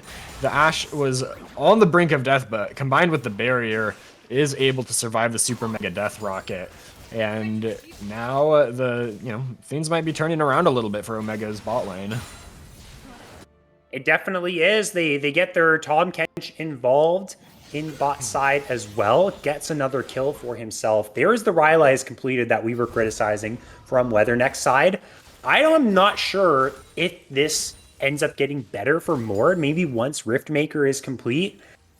Maybe a pen item. I don't know. Does Mord even really build pen items, or is he going to transition into something to keep him alive, a defensive item? That will be kind of TBD as this game progresses, but if the Tahm Kench remains the winning top laner in this 1-versus-1, it's going to be huge for the pressure that Omega Fever can put on the map. The Mordekaiser does have the E passively granting a lot of percent pen, so I do think it'll probably be kind of a mixed survivability damage item like the Riftmaker that'll come in next. And I do think once that's completed, this becomes a lot more playable for the Mordekaiser, as Sailor is now going for this Rift Herald, looking pretty uncontested. Seems like Tilt Esports might be looking for a bot play, but their mid laners just roamed back to lane, so don't think they're going to be able to make anything happen here. Maybe this turret goes down with a little bit more pressure, but not yet. At the very least, with the way that this lane is going, they are happy for Jinx to have a free time to last hit minions, to get plates on the tower, although plates have expired now. But even getting first tower of the game would be huge for their carry. Again, it looks like this game is just going to be the Albino Sunbear and KTL show. 1-0 on this Ahri. We saw how effective it can be in game 2 as they're looking for the dive now. Onto the Bay they go. Cyclone is popped. Super Mega Death Rocket connects. Albino Sunbear is teleported in as well. There's the reset you want onto KTL. They're going to chase down Debay, who dodges away from the charm, but that's not going to matter. 2 kills now for Albino Sunbear as well. And another bot lane play goes the way of Tilt Esports, and their backline is very much in the driver's seat of this game. Sailor, really nice happy feet, dodges away from the charm that definitely would have sealed his fate and sent him to the death throne, but he might just be sent there anyways. Goes into the Crescent Guard to keep himself safe. Stubby is now on the flank. Huge shutdown available on KTL, who does not have flash to get to safety, but they're teleporting in the Mordekaiser here to keep him safe. The tug whip will connect. He flashes forward. Heart Steel proc isn't enough, but there is Evil Zara with the shockwave to shut him down. Now Sailors join the play as well. It went so well for Tilt Esports, but the re-engage, the cavalry has arrived. Omega Fever, they want to put him to bed here in game 4. Wow, that goes so much better for Omega Fever than I ever would have thought, considering how they lost the bot lane at the start of it. But a bit of an overstep, it looks like, from Tilt Esports. Gets punished very heavily with Stubby coming in on the flank. Sailor finding the re-engage and a huge shockwave as well from Evil Zara. So now I think this game is going to end up pretty firmly in Omega Fever's hands. Still only about 2,500 gold up, but they are going to be able to stop the dragon stacking. And based on how that fight went at least, I do think these coming team fights might also favor them.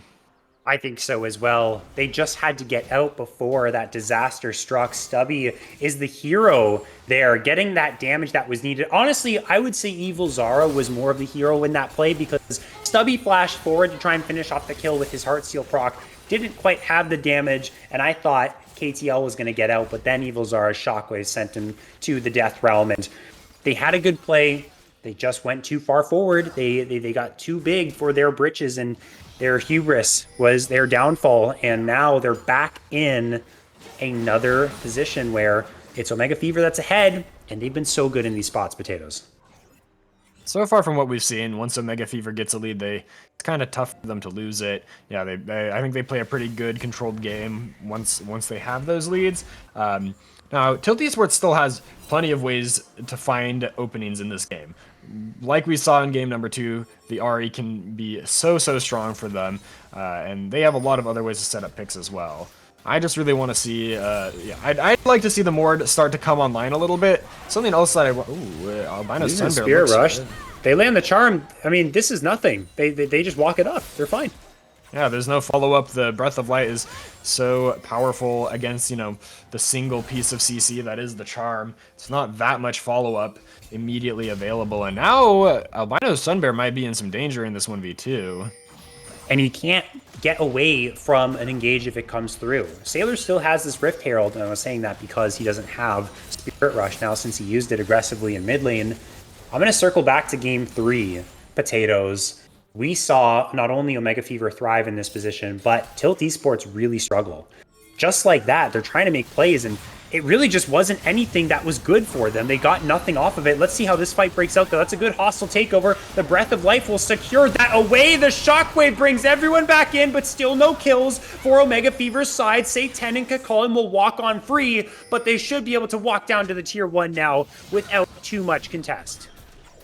Herald summoned up, and that's probably going to spell doom for this tower. Kakolin doing a lot of great peel for KTL on this Jinx, but everyone else on the team has to limp away with low health bars, and that turret will drop. Weatherneck is thinking about fighting this, on the though. flank. Sailor goes back in. He's going to be able to kill Kakolin unless the bailout comes through. It does. Shutdown goes to the Jinx as well. Stubby has now joined the play, but his team has fallen. Say 10 is going to retreat, use the clone to get back, and they get a kill under their Jinx. They lose their tier 1.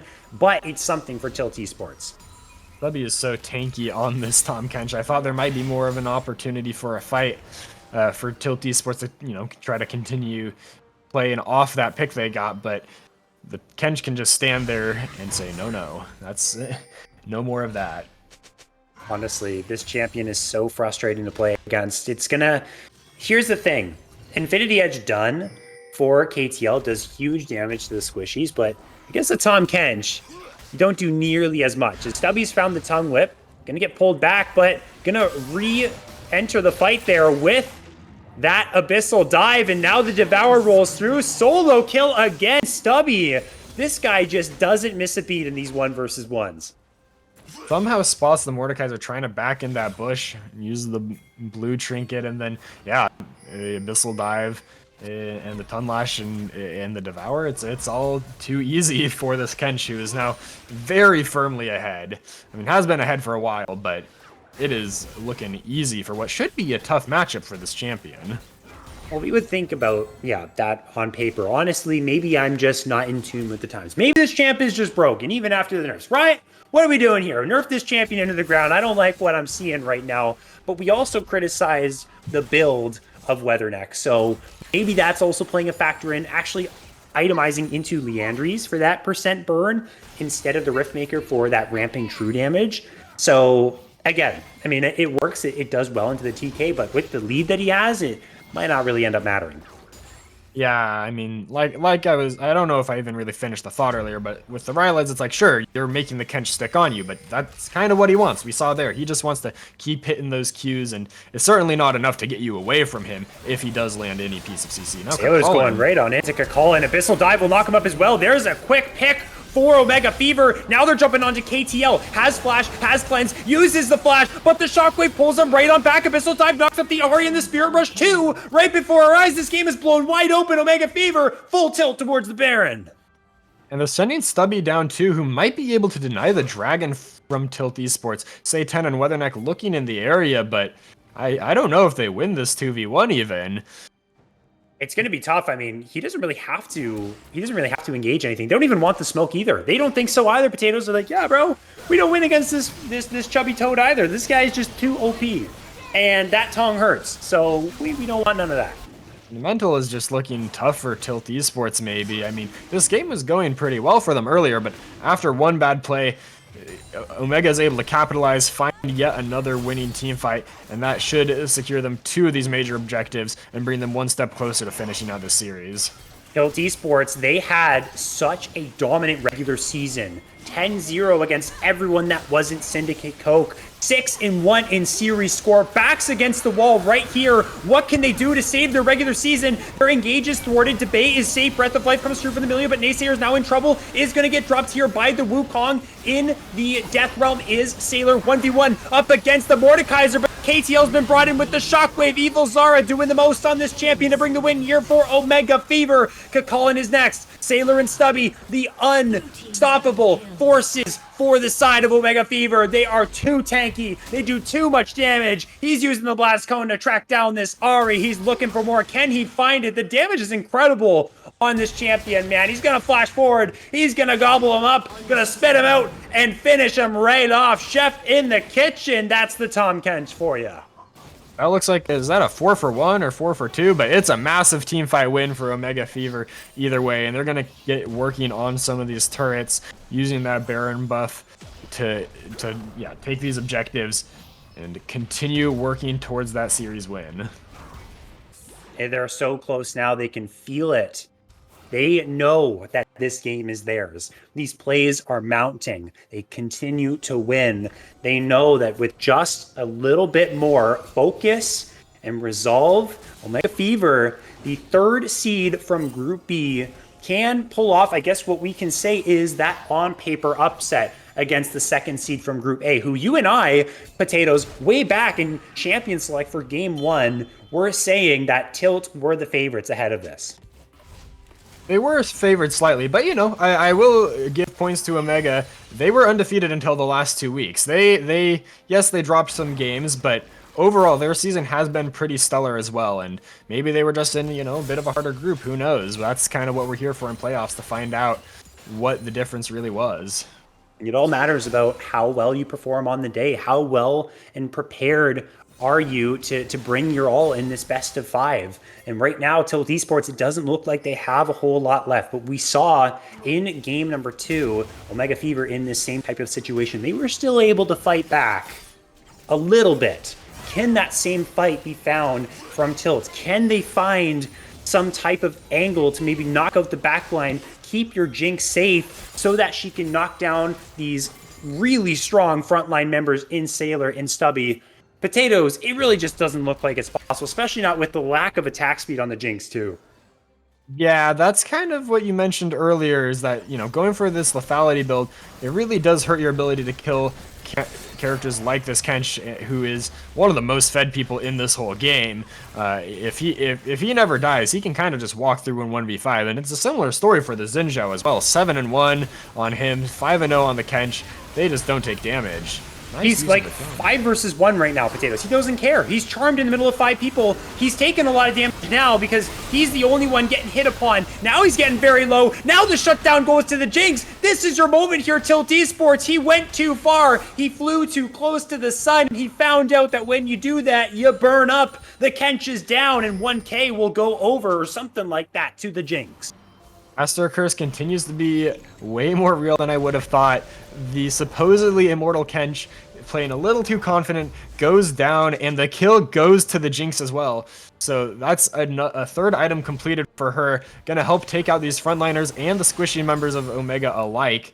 And that might be what Tilt Esports needs to have a little bit of hope in this late game. They have the LDR completed.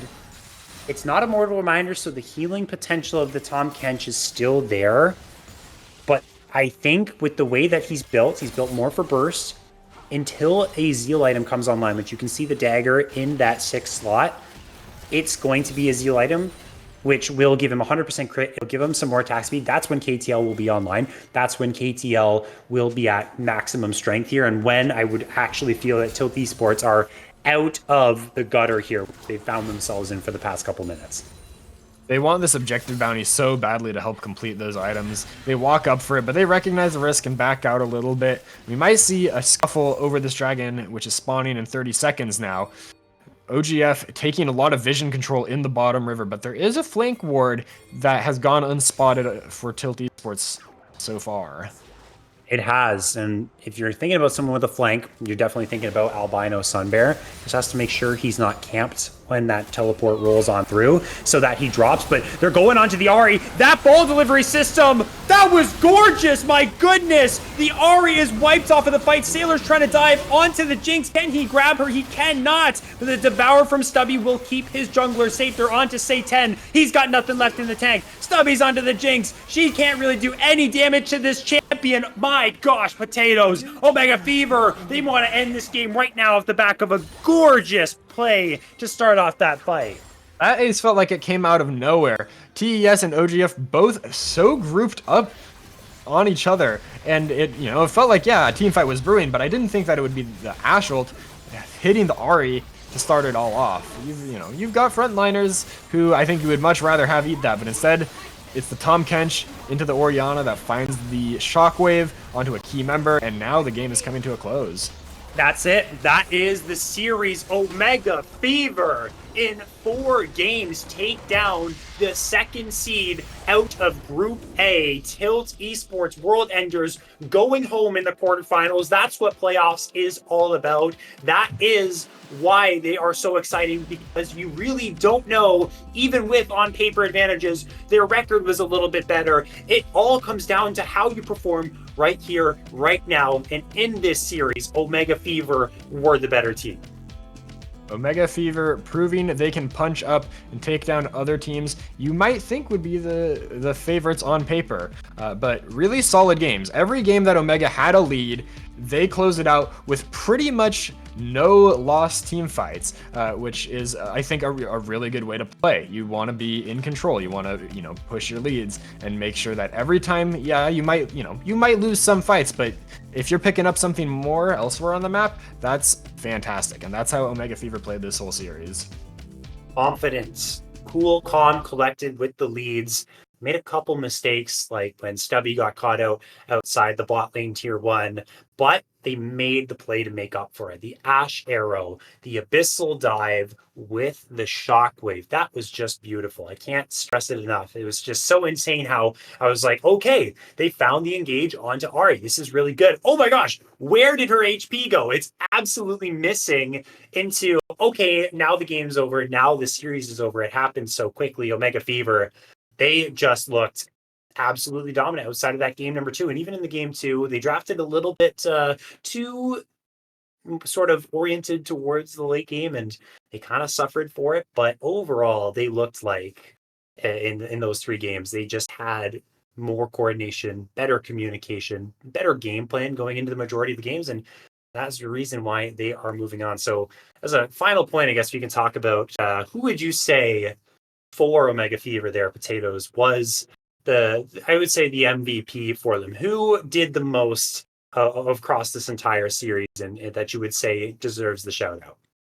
Me, I'd probably have to look towards Sailor. I think Sailor was instrumental in all of their wins. I do also want to give a bit of a shout out to Stubby, who I think absorbed a ton of pressure, and even though the KD might not reflect it, I think was a big reason why elsewhere on the map, Omega was able to pick up a lot of their leads. But I think if you're looking at the raw damage, impact in team fights, all of that, it's got to be Sailor.